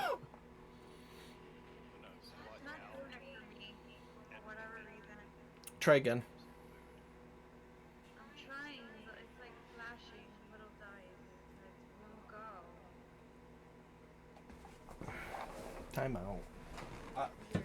Fitz, he swats the food out of your hand and just keeps yelling, "Get out of my shop or I'll call the guards!" It's like weird. All right. You heard the man, guys. Step out. Do I recall any other magical shops in this town, city, village, section?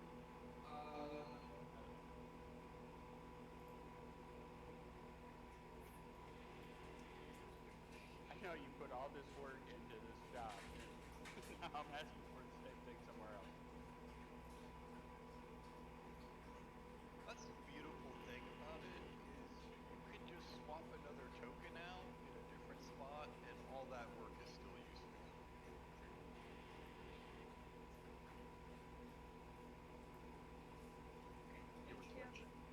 Okay.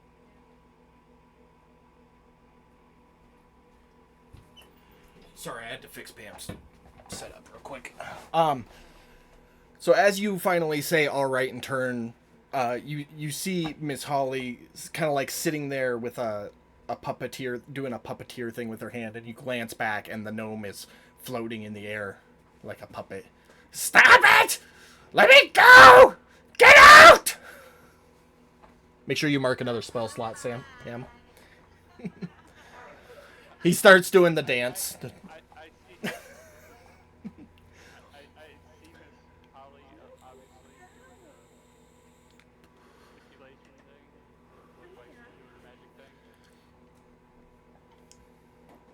If so, I'm gonna look at Miss Holly as I walk by and say, apparently he doesn't want to, Miss Holly. We're gonna have to do our business elsewhere. Oh man, I was having fun with this. Okay. And we leave. Do you drop the concentration, or are you just going to keep it up for 10 minutes, make his life for the next 10 minutes now? He's gonna fall his ass on the floor. Okay. He falls to the ground. You hear the thud. And then a couple seconds later, you all hear his shop door slam shut. I tried bargaining with him that, hey, I never hurt my gangsters. I simply scared them, they left on their own, and took some very good career advice from me. You are met with the door slamming in your face. He wants to hear none of it.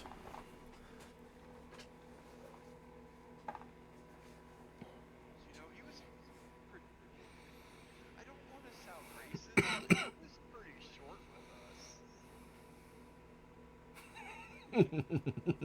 He was, and it wouldn't surprise me if he was doing something with the people.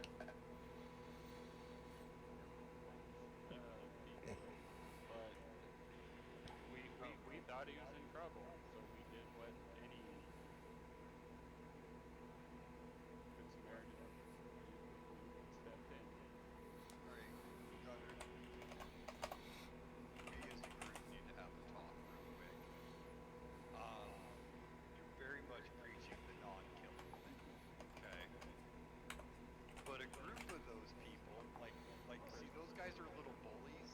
They're gonna run home to their older brothers and that one crazy uncle that you're never actually supposed to talk to, but you do because he's so cool. And they're gonna go tell them, and then they're gonna come back and they're gonna try to stab us full of holes so that we bleed to death.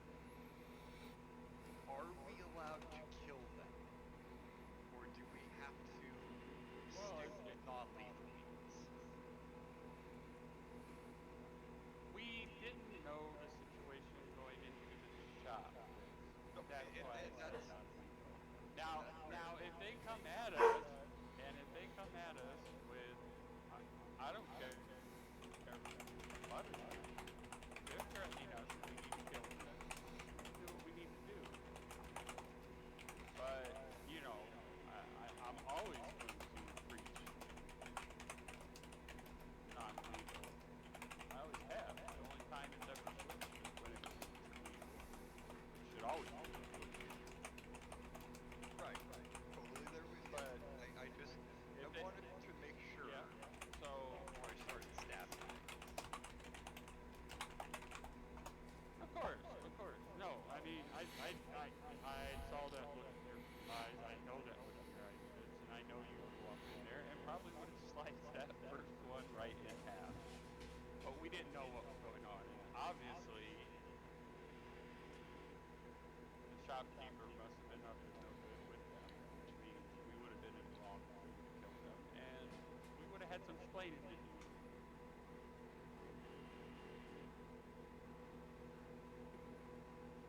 Wait, do you think the shopkeeper is part of the gang? Well, considering the fact he asked us to let them go and to mind our business with whatever it was he was doing with them, that tells me yes. Oh no, dude, no. No, he is a very unwilling participant in this. Um, you gotta remember, yeah, he's safe while we're here, but in 3 days or 2 days or whenever we leave, then there is nothing to protect him from them again. So he is making sure they know he's cool with them. Please don't come back and hurt his shop to the ground. Well, either way, about the GM, that question you asked earlier. What question? I'm sorry, I was Is there another occupied. shop? Not that you're aware of. Is that I'm aware of. Okay. Magic wasn't super huge in Hearthen or really any of Lothran. So,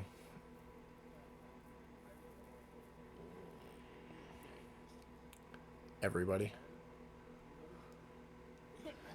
I assumed you guys are just kind of like huddled on the street at this point. So, Well, I would say, hey guys, he's talking to someone. you'll all look and you'll see that the blinds to the shop are now closed. okay. In case we need to move or a little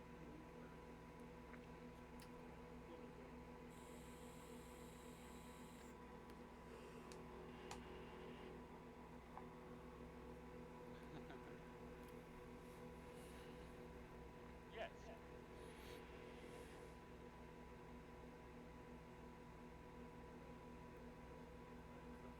Yeah, Mike froze up on us. There you are. Yeah. So, I mean, we can go in and we can try and negotiate with him, but at this point, I think we pissed him off. I think we can talk to us. In fact, we might have some problems coming. I don't know. Well, let's continue with our rest of our business. We'll make the magic stuff at the last stop. Give him some time to cool off. We'll figure it out. With that said, what else do we have on the list? I know Fletcher. I need to restock on. Okay. Well, there's a Fletcher's right next to the apothecary, just south of us. I need to stop in for some health pots. Yeah, we gotta go to the So hospital. let's yeah. So let's do that. So you guys start making your way down the street. And as you do so, everybody make a perception check. Metallurgy. As, Huh? perception. Perception from everybody. At the metallurgy is the blacksmith. Yeah, I know. But the list says there's leather party and plate fight. Oh, that's Look it's at because it that's as while you were oh. shopping. Did you look into that? Again, what's on the list isn't advertised. That's notes for me, based on Yeah, what you guys gave me last week. So while you guys are watching, I know, but okay. While you guys are walking, Fitz, Godric, and Miss Holly, you are discussing what just happened and kind of going over what needs to happen moving forward. Fennon, you noticed something, and I'm going to whisper it to you here. Me, Brennan? Yep. yes, he does. Or pay attention. Kills perception. That's why. Oh, I'm sorry.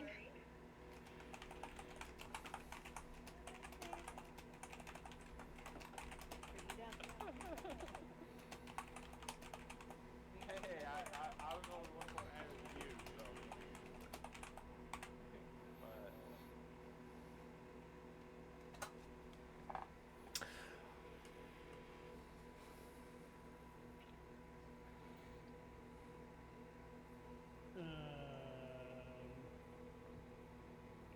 I don't think they like us here, guys.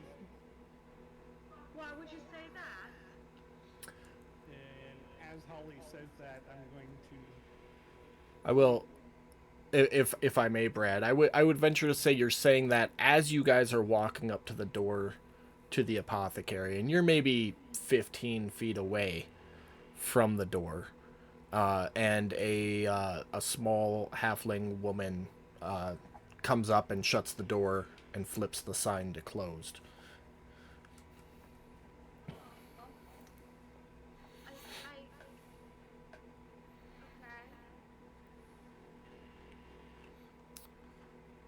Gonna look at Godric and say, did you see that?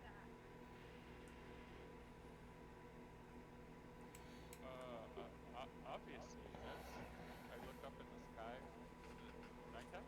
Dusk? It is not. It is still before lunch.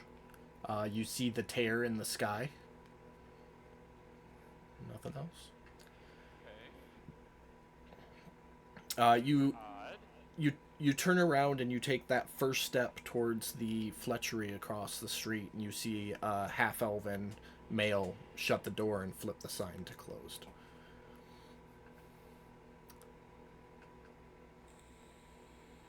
I'm gonna knock on the door. Which door? Whichever door I'm closest to. You're in the middle of the street, so you're equidistant to the apothecary and the Fletcher. Okay. Start with the apothecary. You walk up and knock on the door, and you hear a woman's voice. "We're closed! Go away!" Why so early? Really? My shop, my Know rules. that. My shop, my rules. We're closed. Goodbye. Somebody's pissed off the Thieves Guild. Why are people being so rude?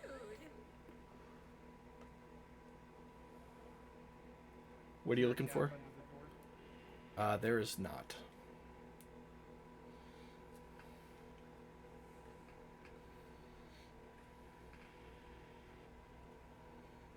Question, GM. Yes. With my headband of language comprehension, Mm-hmm. that would include like written languages.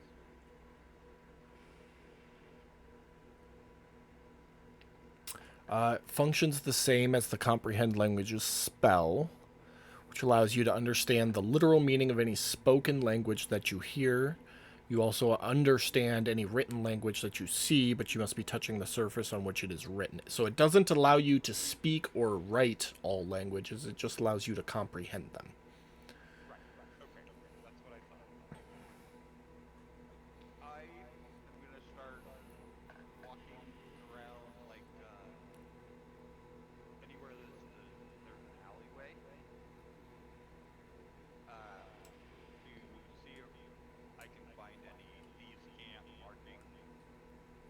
You know, anything saying like safe Okay. house or something that would lead us to them. Give me just a second. And I'm gonna tell Glennon what I'm doing and ask him to help me.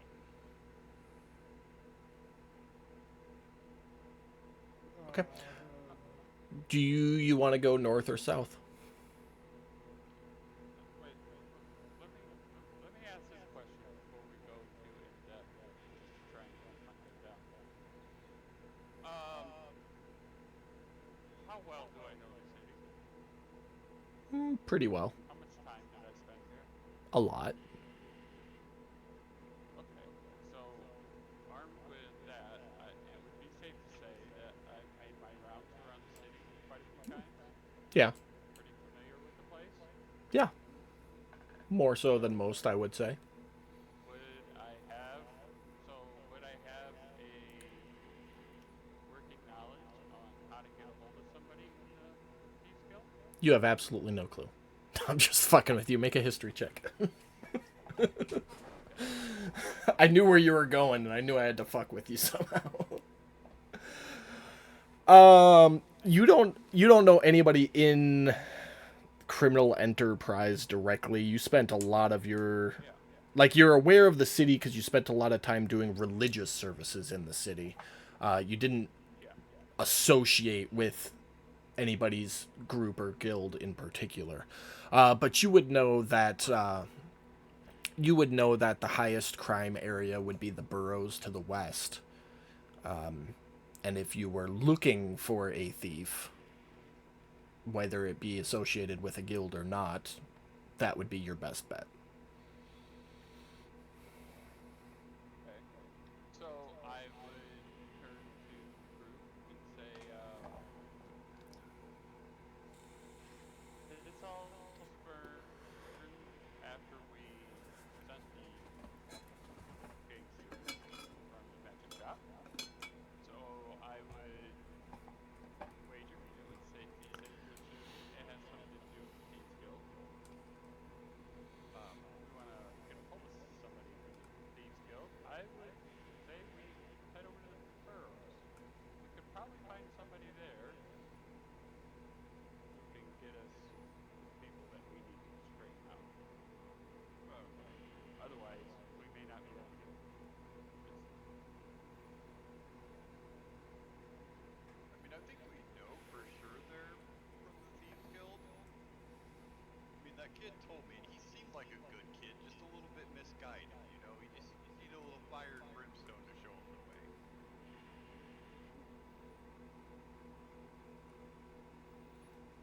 Well, let's go see if we can straighten these guys out. Because we obviously do not want to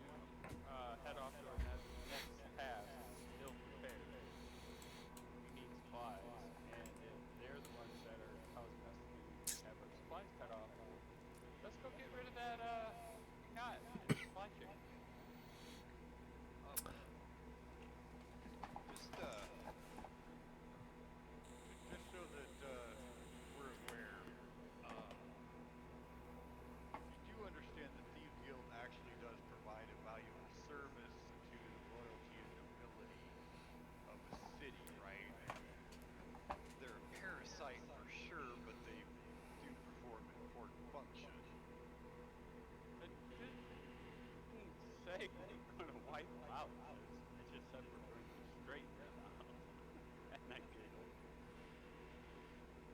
Okay, fine. Fine, I'll build the temple somewhere else.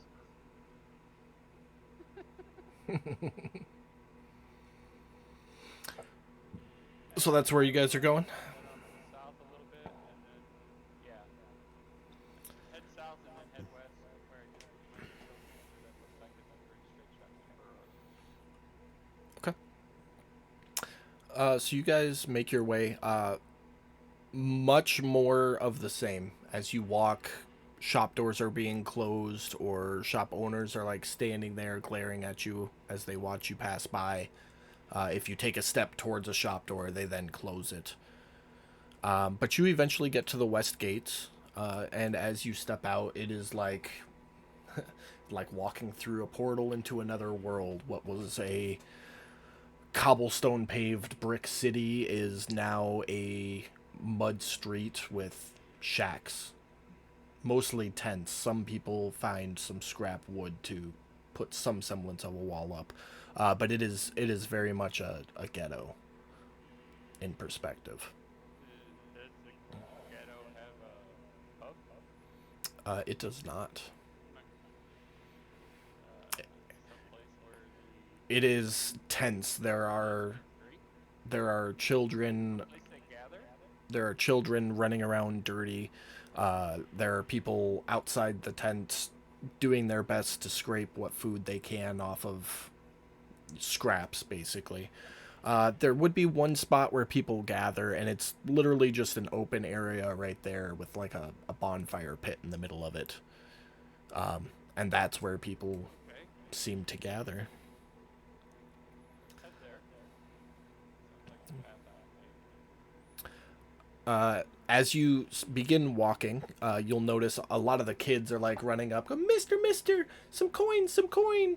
And some of the elderly and less abled individuals hold bowls out to you guys as you walk through.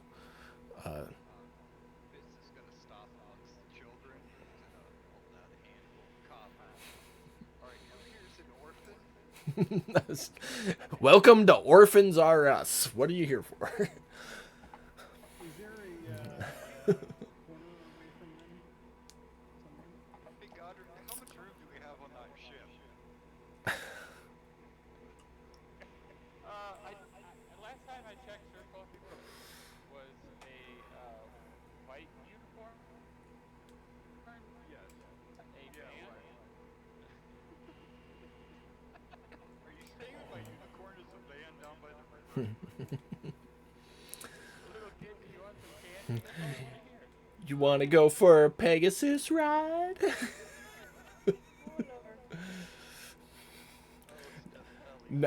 And now all I can think of is Robot Chicken. Polish my magic horn. Who said it?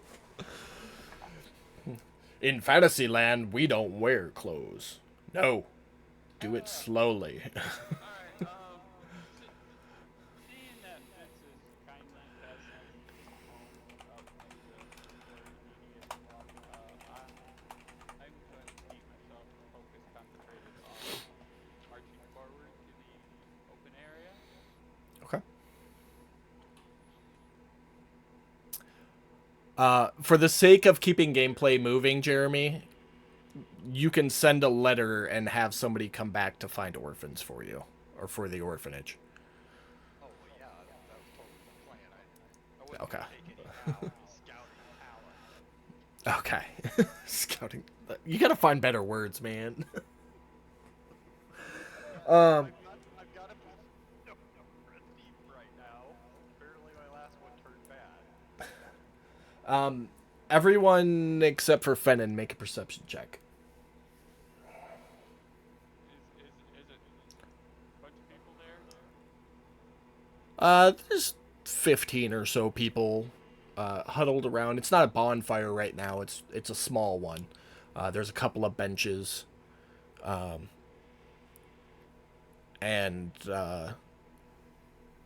there's a small cask next to one of the benches that, as you walk up, you see somebody refill their drink from, and then sit back down, and they're, drowning their sorrows pretty much.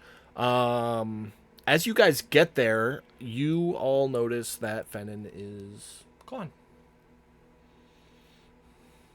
Where'd he go? So, Godric, yeah. you're going to start sermoning, and that's wonderful. But, Not necessarily. okay, you're going to question the sermon. Don't you still have, like, that barrel of fire water that you might set out? I left that. You didn't? I thought you had one in your bag of I holding. left that on Race. the boat. Yeah, no, I don't keep it in the bag of holding. I leave it on the ship. That's there for party time on the ship.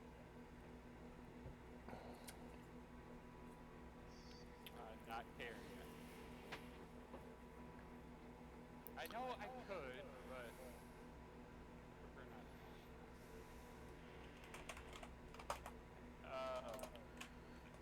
With that said, I'm going to address the people. Excuse me, good people of the burrows. I have a barrel of mead. Godric, I'm a cook. On you? It says I have 4 barrels of mead and I'm carrying them. I think those are on the ship. Hold on. They're in his inventory. Technically, he should carry them. Yeah. But it doesn't have a weight, so that would make sense.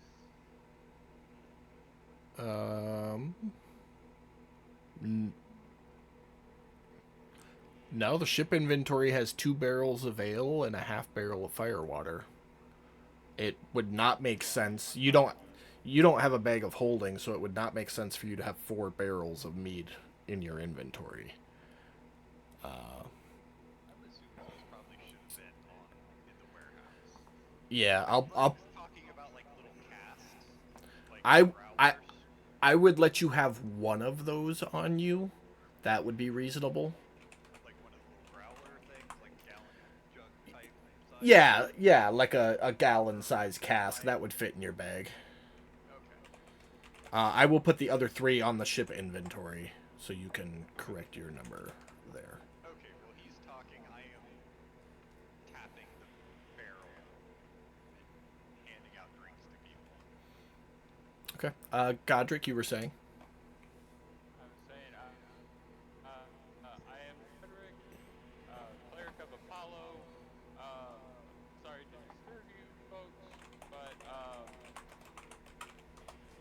we are in need of a audience with the Thieves Guild. My reports last time told me somebody here may be able to get a message for me. That could happen. Would be much appreciated. We'll hang out here for a little bit. Want to add that to the message, and hopefully somebody can have our audience. They all stop what they're doing and listen to you make your announcement and hold up their mug as Fitz walks by and fills them. And then when you're done talking, Your help. We appreciate your help. We appreciate your help. and when you're done talking, they all kind of look at each other and then just start laughing. Oh, look at his royal shininess come down from his throne to mingle with the poor people, expecting one tiny little gift. A bunch of little sly comments about the rich not giving a shit about the poor until they need something, and you know, it just kind of drags on like that for a couple of minutes. Do they have any empty containers here? Like what kind of container? Perhaps? Um, From barrels? I mean, you saw a good number of empty barrels along the walkway, but your best guess would be those are used to collect rainwater. Um, Okay. Along with some empty crates. There's enough empty stuff laying around, but I mean, you don't know specifically what they're there for. Okay. No, that's fine. My main goal is to find some crates and barrels because I'm going to cast create clean water into said crates and barrels. That is 45 pounds of 30 gallons of water on the ground or in containers within range. Okay. You say anything when you do that? Um, yeah. Another small token from the shiny man, hoping for your help. Godric, I'm the shiny man. I mean, obviously. What? I think in this situation, I think in this situation you're both the shiny man. Fitz, you're the shinier man. Yes. I can live with I, that. w- I, As long as it's clarified that you're the shiniest. I will not. Gotcha. Will not. Yeah, I will not deny your shininess. I will come second to your shininess, but still.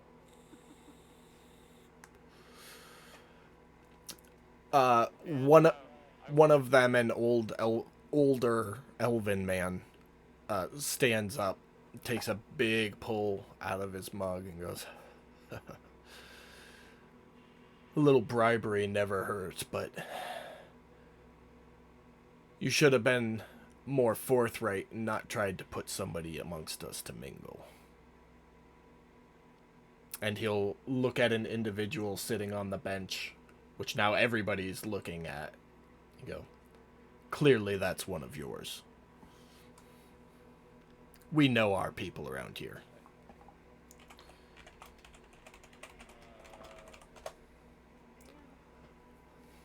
Do I recognize this individual?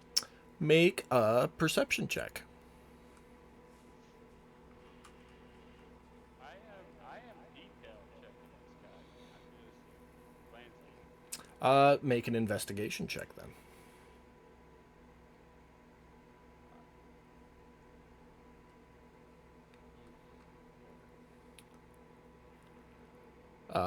Never seen him before in your life.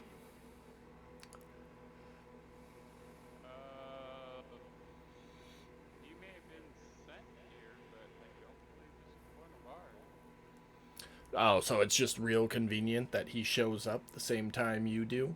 That we've never seen him before? Never smelt him I don't before? know. Let me find out. In fact, he doesn't smell like I anybody who lives here in the burrows. And trust me, we fucking smell. I well, think we could throw a correction to that one. let me get to the bottom of this for you. Good sir, Please. who are you?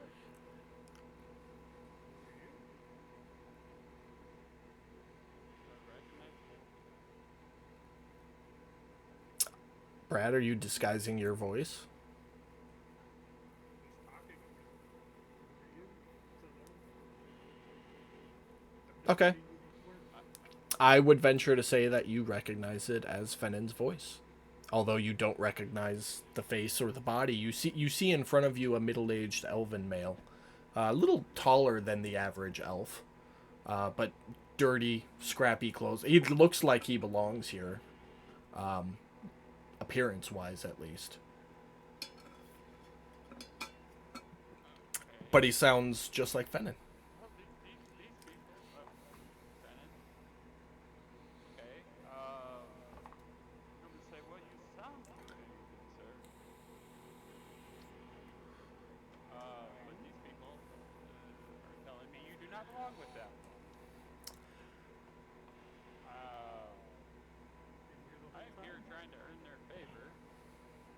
Both of you make persuasion checks for me. Would that be persuasion or deception? Oh, sorry. Well, Because hold on. table. Let me think about it, because it could go either way.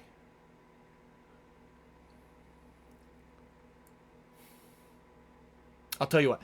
I will let you guys decide. One of you needs to roll persuasion, and one of you needs to roll deception. I don't care who rolls which. Well, I'm not being deceptive, The deception.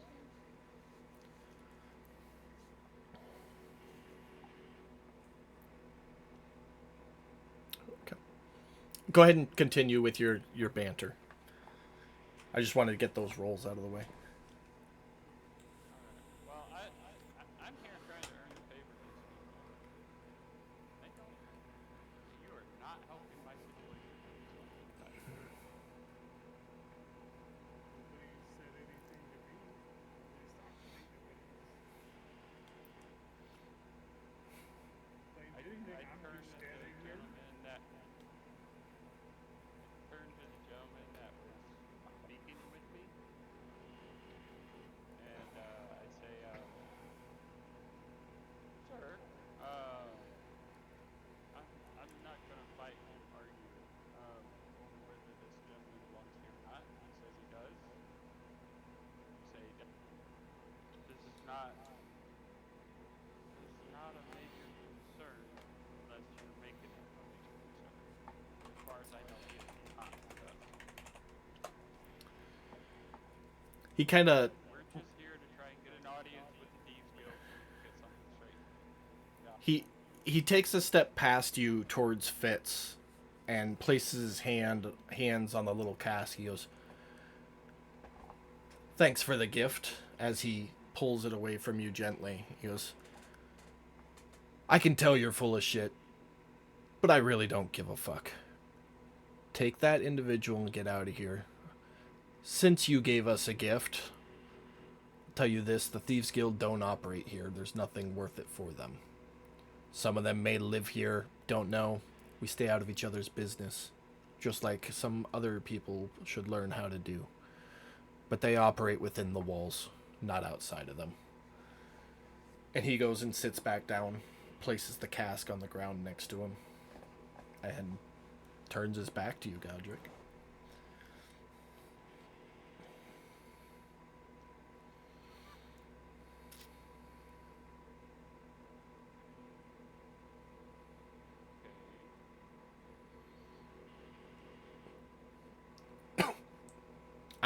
I Jacob don't remember if I said it or not, but he'll point to Fennin and be like, "And take him with you. He doesn't belong here.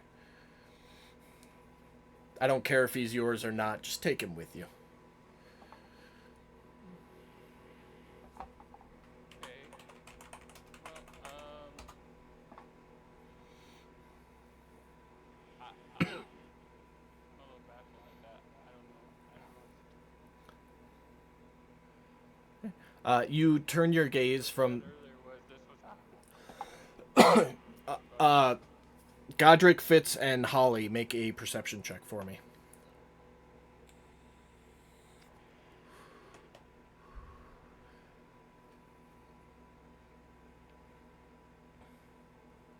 Okay. As he is, as he's looking over his shoulder at you and pointing at where Fennin was sitting, you turn your gaze to the elven individual that you were conversing with, and he's gone.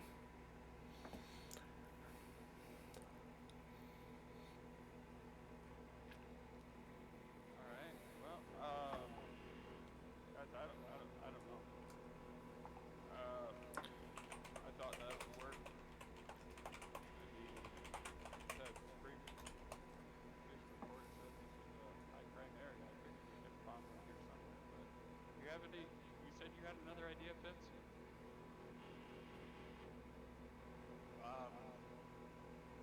My idea was mostly to go along until we find some thieves' camp marking something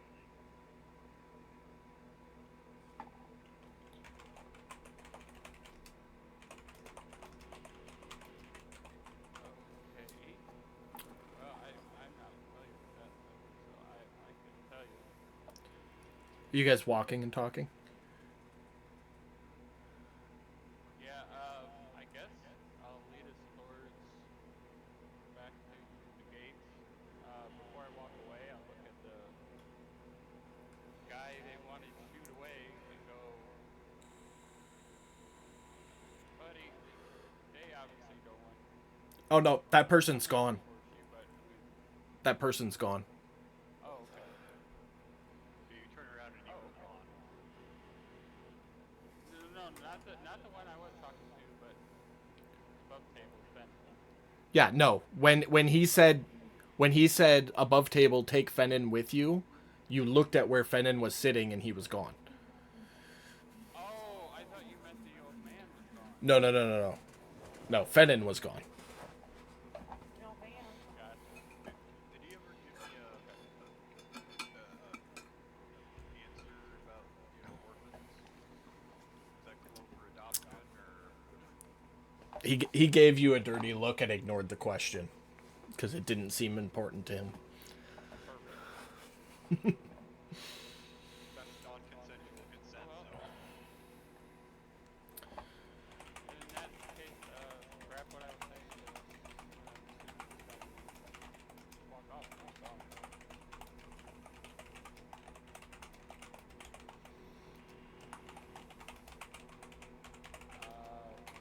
Okay. When you get to the gate, I'm gonna say, I mean, I suppose we might be able to get you to the castle.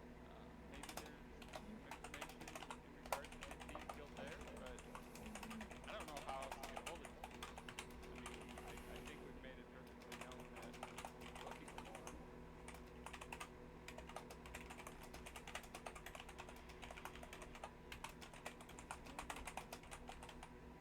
But I don't know what else to do. I mean, we're wasting time. We need to get back on the road and handle what we need to handle. let me ask you something, Roger. Yeah. Are you willing to abuse your position as working for the king in order to find the answers we need?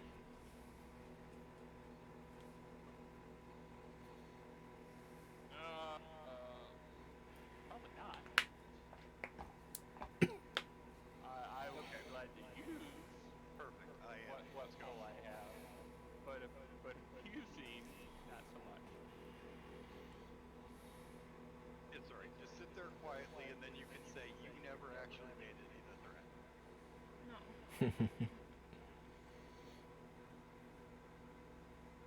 Are there any gate guards? There are two. It's kind of like a guard shack on either side of the gate as you pass through it, and there's one guard sitting in each shack. Okay. I'm gonna look them over, and I'm gonna go up to whichever one looks twitchy or unreliable. Maybe the dude that's got love and hate tattooed on his knuckles. Okay. Make an insight check. Can you roll that for me, please?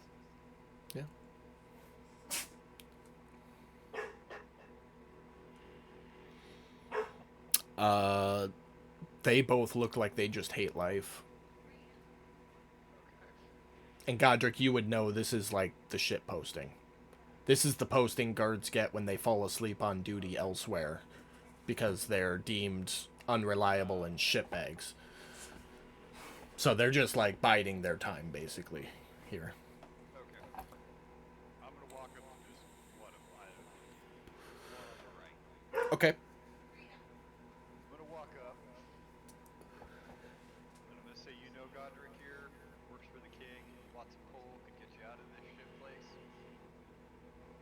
Or make sure this is your permanent base of operation. You with me so far? I mean I am, but I don't think that's possible.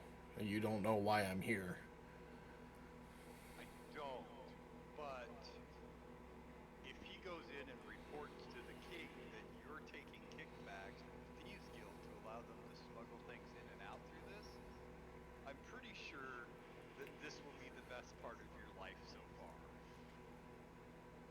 Well, I think that's not going to work because I've actually stopped the most smugglers trying to come through the gate.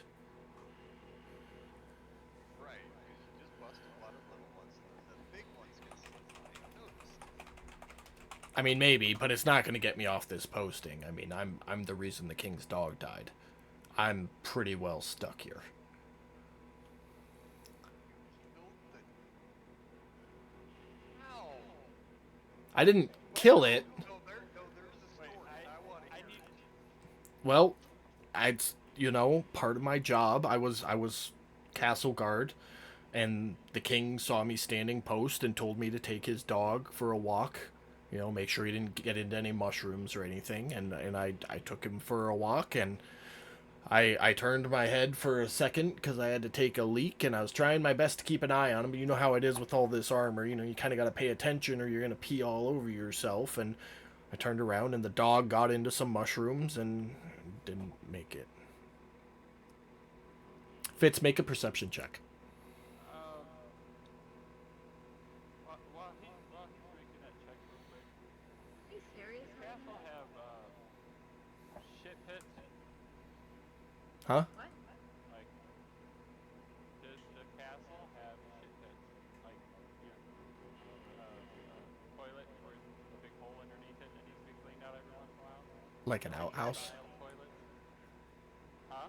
Like an outhouse, but indoors. Well, yeah, yeah. No, in typical castle sense, there are outhouse like things within the castle, but when you shit, it drops out a hole. They're all built on the outer walls, and when they shit, it just kind of builds up around the castle wall.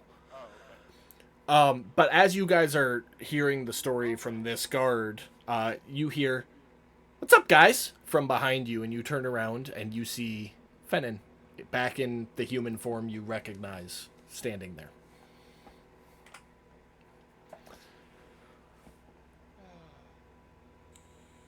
Benin, where you been? Next time, Fendon, throw some shit on yourself. I would respond to Godric by saying, around. And above table, he is kind of a dirty bugbear from... Yeah, but that's an earthy smell. That's that dirt and mud and See, animal you've got a musk, which is pleasurable to certain noses. The burrows smells like shit. It is a distinctly different smell. I did take that into account. So,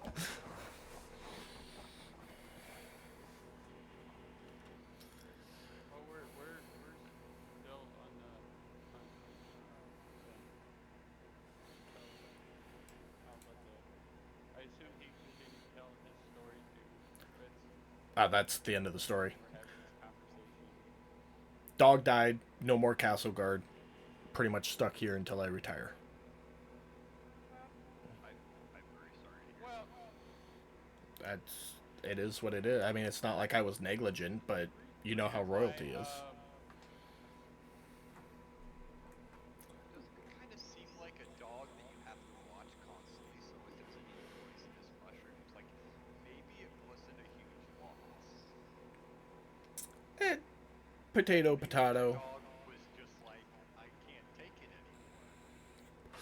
You know, that might be part of the reason why I'm here, because I said the same thing when they were asking me about what happened. And they didn't like that. Okay, you are good people. Alright, you are good people. I'm gonna do everything I can. I will find you a better place. I appreciate that.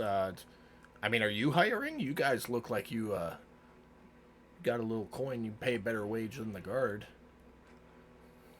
What are your feelings on Paylor as a god you follow? I'm actually an atheist. I distinctly don't get involved in religious services at all.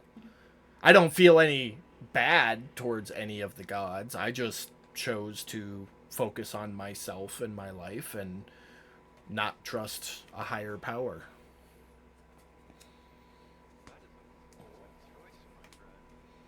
Yeah, well, Wow, Are you that. involved in this conversation? I mean, to live in a world where gods walk amongst us, like get involved in our daily life, sometimes to an unhealthy degree, that is ballsy, my friend. Wow. yeah, well. I'm gonna give him like 10 gold pieces. I'm like, I want to make sure you drink good for a month. All right. He pushes your hand back to you. He's like, I can't. You know, if you see me at the tavern, if you see me at the Mermaid or the Burlesque, you can buy me a drink, but I can't accept coin from citizens. At least not while I'm working. And he winks. Let me ask you, dude. Is your buddy over there on the left? Is he more friendly to the seedier element? He leans in and whispers, "That guy's a pain in my fucking ass." He brown nosed his way. He's been trying to brown nose his way up the ranks since he joined the guard and pissed a lot of people off doing it because they don't put up with that bullshit and got put here. But he is a goody two shoes. Of course. Man, I am so sorry you got to deal with that. I really don't. I sit in my shack and do my job and leave him alone. What's your name? Fuck you. Fallow. Fallow is my name. Fallow. Okay. All right. So, and you like to go to the mermaid, huh? Every once in a while. You can't afford it too often, but I tell you what, if I'm allowed into the establishment, not sure of at this point, I will be sure to pay for your evening. well, everybody's allowed in. I definitely recommend, especially for your friend there, and he points at you, Fennon, hit the bathhouse up first. It's on the ground level. And then you go around the side up the stairs. That's where the tavern is. And then they've got rooms up on the third floor if you need a place to stay for the night. Okay, well, I'm gonna be real honest with you, Fallon. We kind of pissed off the Thieves Guild, because we kind of walked in Ooh. on them doing a strong arm You got operation. you got involved, and now the shopkeepers don't want nothing to do with you. Yeah, yeah. Yeah, So, see, like 6 months ago or so, we had some would be heroes come through, and they, doing the mercenary thing, walking around the streets, trying to help everybody get out from under the thumb of the thieves guild for the quote unquote insurance slash protection money that they were being forced to pay, and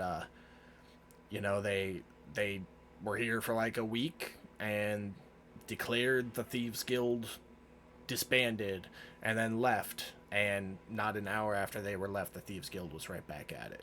So the shopkeepers all kind of unionized and said, "Fuck it, we'll just pay." They set up a meeting with the head of the Thieves Guild. What was his name? Above table. Give me a second. I got a note here. What? Tara. Tara Guild Chief is what she calls herself, and they set up a meeting. They agreed on a fixed rate, and that was it. So anybody who tries to interfere and get them out from under the thumb gets shunned. and where would we find this lady to go tell her that we do sincerely apologize. We were not aware of the situation, and we meant no harm. Well, I mean, I don't know if you want to do that. I mean, she is the head of a criminal underground that pretty much controls the entire city right now. That seems like the type of person you would like to apologize to. Yeah, but if you got involved and interrupted her goons talking to a shopkeep about some insurance money, she might not be very happy with you right now. She's not really one for conversation out the gate, if that makes sense.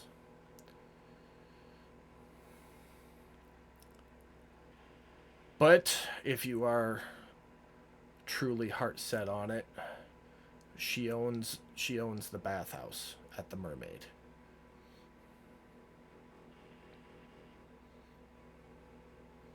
She doesn't own the tavern and she doesn't own the inn, but she owns the bathhouse. She's usually there in the back room. See, You just be careful. You owe me a drink.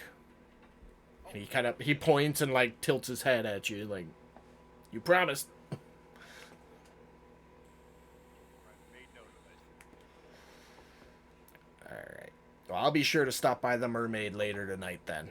Oh no, not the Mermaid. You're buying me a drink at the Burlesque.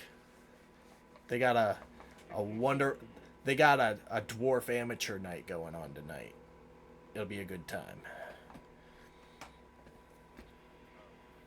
Fair enough, man. All right. I'll see you then. Be safe. You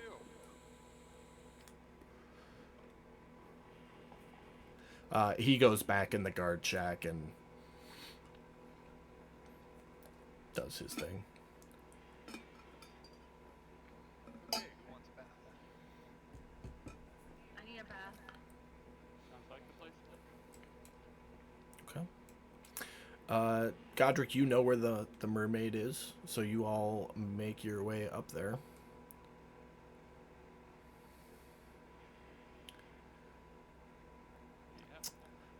You get there, and the building kind of sticks out.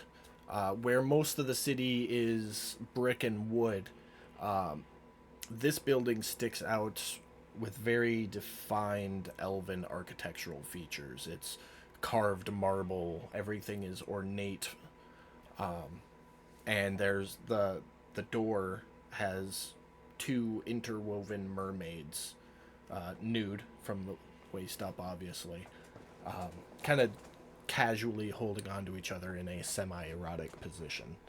And the sign above the door in beautifully carved lettering says Mermaid's Menagerie.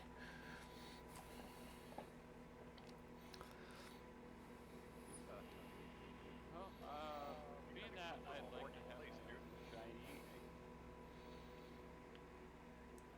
I'm gonna say being that I'd like to have my own cleaned up and kept myself clean, been here quite often. If you say so. Or is this type of place that you generally don't find holy men? Godric is as holy as he wants to be. Godric, Mike, above table, you would know that this place resembles a Russian bathhouse. So it is a place for powerful and commoners alike to come. There are a lot of powerful people that do business here, and there are commoners who come because they want to be pampered. It's kind of like a spa treatment, to an extent. I swear to God, I thought you were going to say a whole bunch of old men walking around without towels that should have towels. There is that possibility. However, you won't know until you go inside. Do they have a private bath? They have multiple. You won't know till you walk in. I should have made you walk in first. I'm walking in. Okay. Miss... Ask. Sorry, go ahead. No, go ahead. I was going to say I would ask Fitz to ask if they have a private bath. Who all is going in? Is anybody not going in? Okay. So Miss Holly, leading the way because she said it, opens the door, and as she does so, you can see the steam kind of creep out of the door. And she steps in with the three of you behind her. Sir Fluffybutt not fitting through the doorway, remaining outside. And you see in front of you a little podium, kind of like when you walk into a restaurant, like the hostess station. It's kind of one of those. And behind her on the wall is beautifully sculpted golden mermaids, just filling the wall left to right, probably about 40, 50 feet in length of mermaids in every variety. By your best perception, those mermaids are actual gold. Like the sculptures are actual gold. Standing at the stadium or the podium in front of you is a very, very basically just wearing pasties and a loincloth elven girl. And to either side of her, there are a combination of men and women, all varieties of races. But the elven girl at the podium says, "Welcome to the Mermaid's Menagerie. What can I help you with today?" I want that. "Well, you came to the only bathhouse in town. What kind of bath can I interest you? Were you looking to bathe? Were you looking to bathe yourself? Were you looking to be bathed? Were you looking to be bathed and pampered?" Face and pampered. "Oh, a full service package. Well, for 25 gold pieces, you get 3 hours of intensive service by 3 of our finest employees." As she kind of like gestures to the 8 individuals to either side of her. It also comes with food and drink, as well as cleaning, washing, and mending any of your equipment that you desire. That's wonderful. I'll take that package. Wonderful. That'll be 25 gold pieces, and you may select your 3. Okay. A bake. Let me remove that from my money. Rich. Okay. Okay. Rich, bitch. I'm And- rich on Friday, so. And I will just go ahead and say that whatever 3 type of people you would have wanted pampering you are there magically, quote unquote. And they escort you off to a private room behind that initial wall. As I'm walking away, I'm gonna turn around and wink at my beloved friends and family. Bye. See you in 3 hours. It's like an 18-year-old going to Amsterdam for the first time. Something like that. See you in 3 hours, guys. They don't all look like Taylorian. Oh, you broke up. You're breaking up. Taylorian colonies, do they? I said they don't all look like Taylorian colonies, do they? Okay. No. That Polly, no. Paladin, what are you doing? Godric, with you having been the next through the door, she gestures to you and goes, "And what can I help?" "Sir Godric, it's been some time. Welcome back. I'm assuming you want your regular full service." Oh, dear. "Of course, and of course, the clergy discount. That'll be 15 gold for you, my fine sir."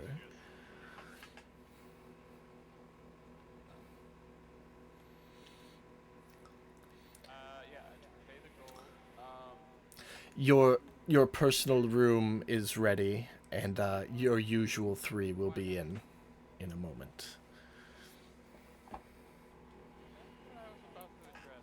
I need,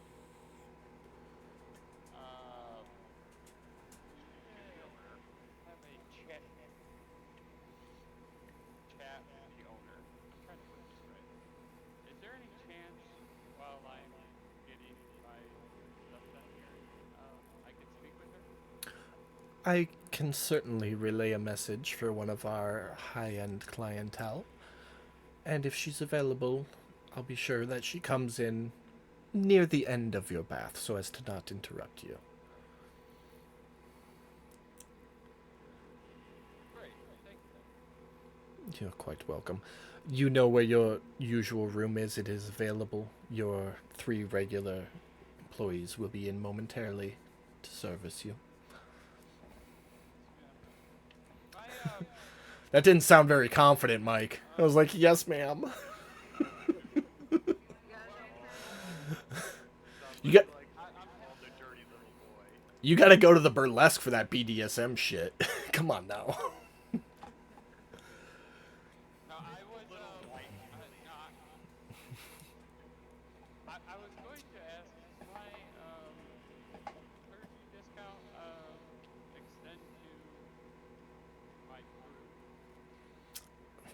Sir Godric, you know that it doesn't. It's only local clergy that get that.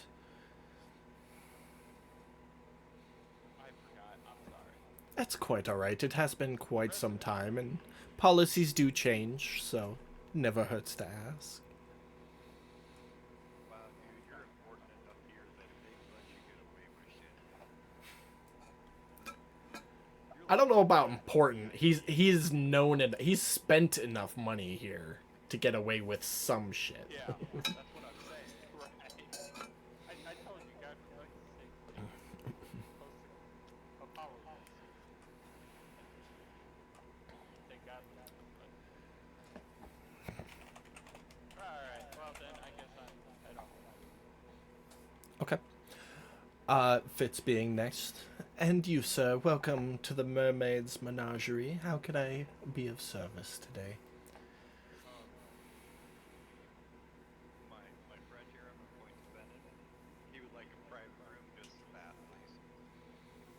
Okay, and would he just like to wash quickly and be done, or would he like a private room to spend some time relaxing and cleaning? Oh yeah, let's do the relaxing and cleaning. Okay. Uh, that would usually be our wash and relax package, which comes with one server to bring in food and drinks, but you said he wanted to be alone. Do you just want that one person to bring in the food and drink and not come back? You get the room for about an hour or so. Um, yeah, we'll do that where he just leads him in there, drops his stuff off, and then Okay. She turns to the nearest employee to her left and points, and that server runs off. Goes, she'll be back in just a moment to bring him to his room. She went to heat the bath and get the food and drink in there, so he may have his privacy as soon as he enters. And anything for you, my shiny friend? As she looks down, pauses at your crotch for just a moment, and then back up at you. I would take a soaking, relaxing bath. I just want a massage. Okay. Did I notice her do that? And no Oh, more absolutely. breathing. She was not secretive about it. Everybody saw that. Totally professional massage. That will be our wash and relax as well. It'll be 10 gold for each of you. 10 gold each. So you'll each get the room for about an hour, food and drink, and a server at your disposal, should you choose, except Fennin, you said no. So Fitz, you'll have a server or an employee in the room with you if you need any assistance. And I'll pay for both of us live here. Okay. Oh, I paid. I paid all of it. Or at Okay. least I gave it to you, one of the two bits. Okay. All right. So for the next hour, you are all hot bathed, cleaned. The tubs are then emptied because they are disgusting, and then filled back up with some fragrant waters for you to soak in while you're massaged, with the exception of you, of course, Fennin. There's like a pitcher of wine and grapes, and like Greek whorehouse foods, like grapes and strawberry and that kind of shit. And you get the hour to relax and bathe yourself. The rest of you, you're all pampered and massaged. At the end of that hour, Godric and Holly, you still have 2 hours left. And I'm not going to narrate what happens in those 2 hours. It can be whatever your imagination wants it to be.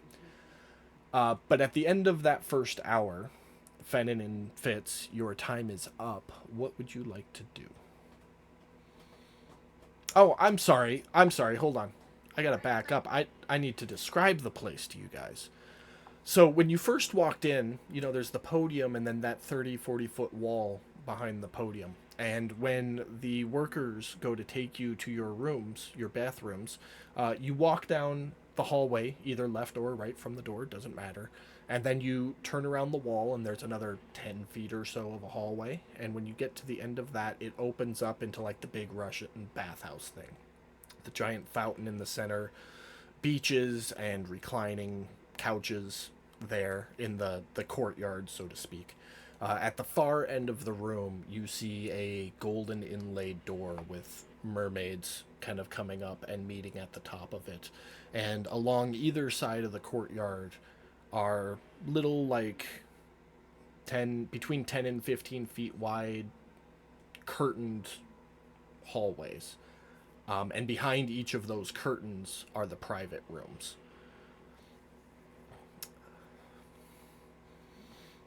The entire place is of elven design, marbled, stylized, lots of curves and smooth geometrical designs.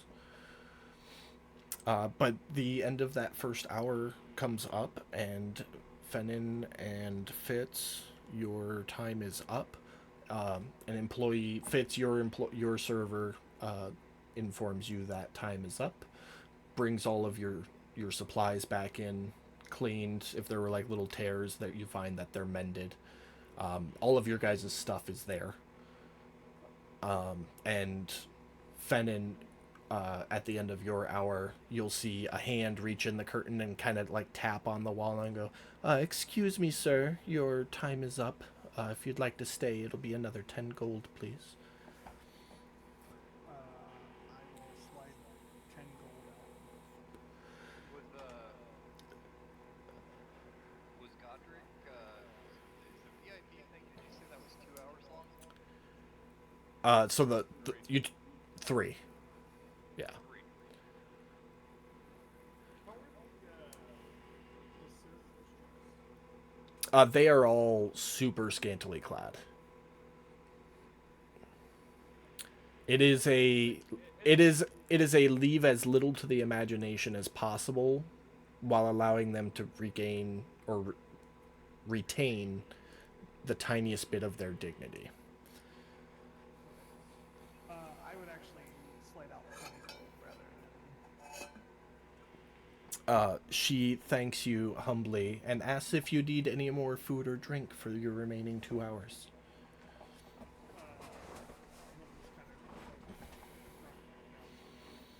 Ver- Very well, sir. We'll see you in 2 hours.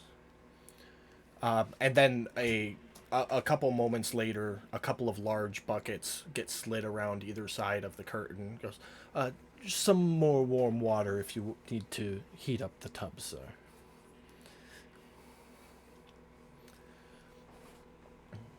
Fitz? I'm gonna go ahead and pay another 20 gold, and let's go with the deep tissue massage this time, and I'm gonna need my pipe. Okay.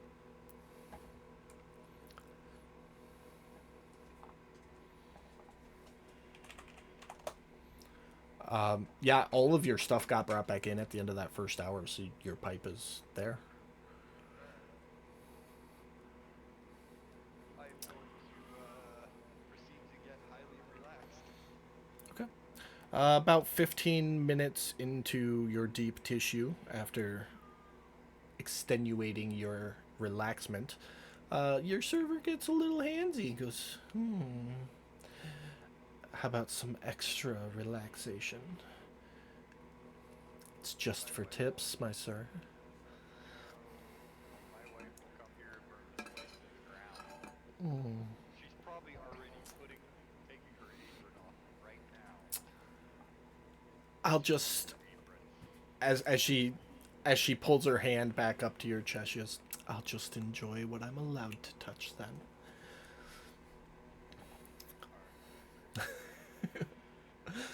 I had to narrate something. Leave me alone.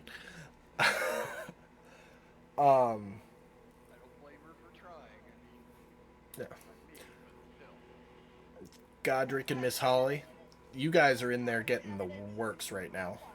Hearing what you're saying right now, you need to get quiet because then Holly's gonna come and fireball the fucking place. So let's just keep it where we need it. As you say that, one of the halfling male servers puts a finger up to your lips and goes, "Madam, This is a place of business and people are trying to relax. I must ask you not to shout unless it's a shout of pleasure. This is pleasure.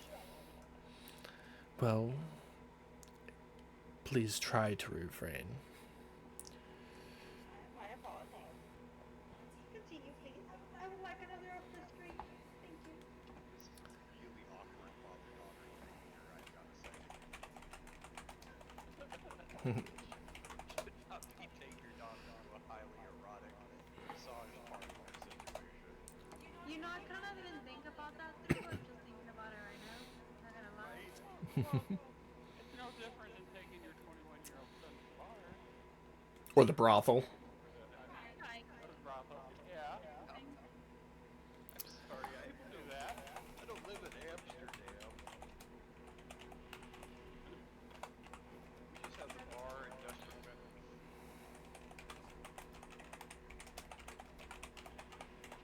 Freddy.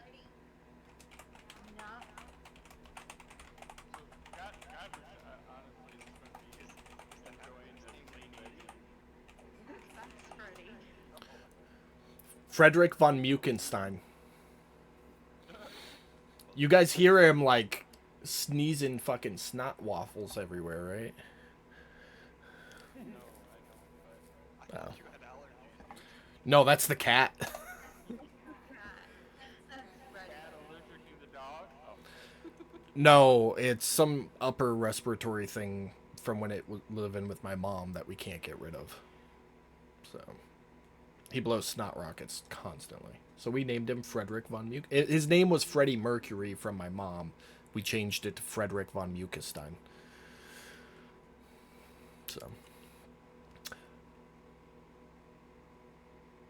type faster, Brad. So I'm just going to enjoy my bath, get scrubbed down clean, and relax and wait. I can just picture three dwarves standing on the back of them with like rock cleaning tools. And then you scrub brushes. That's. I'd say that's accurate. I'd probably go with 3 Goliaths. I can find whatever I want to, right? Yeah, sure. Why not? All right, there you go. Polo is kind of horny.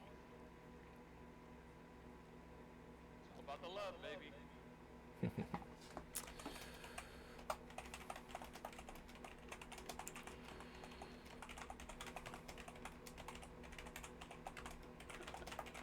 Glaring at Apollo, I'll never tell. What happens with Apollo stays with Apollo. That's right.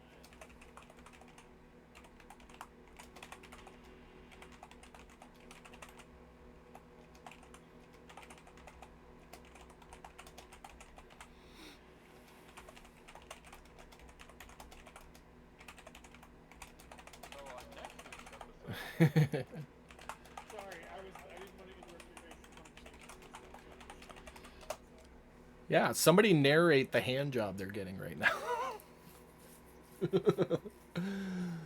No, Brad's doing something. yeah, Okay, Brad, go ahead and narrate the hand job you're getting. Well, actually, since we've narrated to the point of either something's going to happen or the 3 hours is going to be up, Brad, we can just start talking out loud. So up to this point, Fennin has changed his disguise to be similar to one of the scantily clad employees, left with one of the buckets of water that were brought into him, and went through that back door to quote unquote refill it. Upon passing through the door, it's like a storeroom. There are shelves of food and ale. To the right is basically a big bucket with a spigot next to it, and a fire burning underneath to heat water constantly. And to the left, he saw a table with a female gnome, 3 human males sitting at it, and they are all counting a pile of gold that's sitting on the table. What you doing, Brad? I would like to do is refill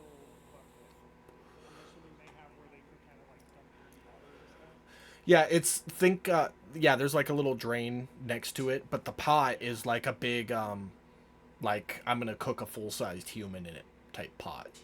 Yeah. So what I'd like to do is like dump the water out down the drain and head out, doing like I'm assuming that's what they normally do. So I'm not saying really doing too much stuff in the water, and going to like refill it, but at the same time I'm listening and I'm hoping with a passive of 23 that I might hear something going on. Uh, you'd hear one of the humans mention, business was a lot better when we knew the shops were doing well and we could go and extort them for a little bit more. But yeah, at least the pay's consistent now. We don't have to worry about losing money.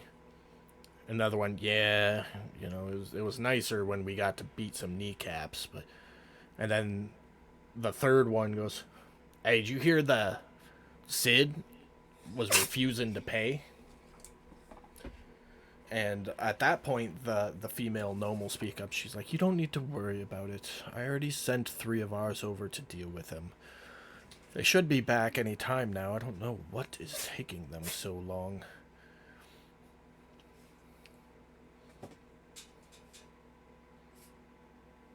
And everyone said it was weird when I talked to myself as a kid. What's up? So it's not filtering suspicion. I'm like initially cut in as soon as I got any meetings that they're about anything like that. Nope, they really don't say anything beyond that. They just kind of go back to counting coins. If I'm not mistaken, Sid was the one. He was the gnome shopkeep that was being held up by his ankles.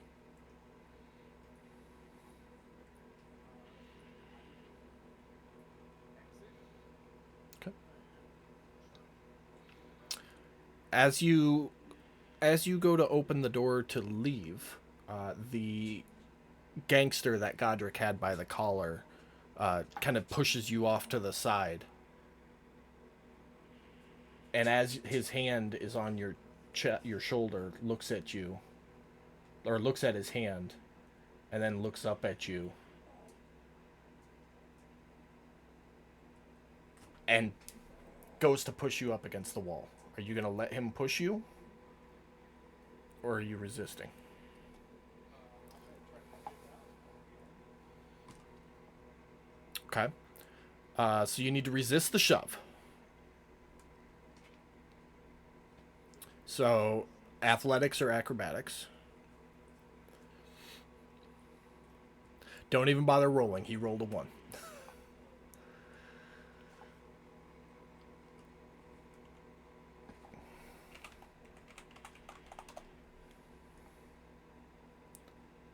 Okay.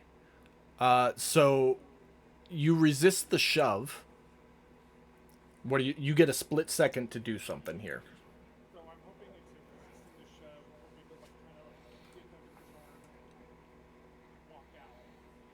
If he does go to follow, probably have to get the water out. Okay. So you are able to like, shoo the arm and step past him. So you're now in the doorway, whereas he's just inside of it. And as you do so, you hear him say, "Imposter!" And that's where we're going to stop for the night, because with 3 minutes left, we're not going to get into it.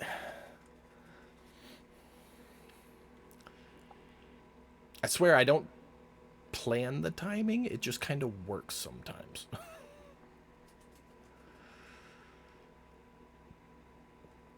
So yeah, that's where we will pick up next week with Fennin being touched while his disguised self was active. And anybody who's read the spell knows exactly what that means. So, thanks everybody for coming out. Make sure you tune in Sunday for Waters of the Deep and Wednesday for Curse of Strahd. Keep your eyes out for time changes on Curse of Strahd. Otherwise, we will see you next week. Goodbye, everybody.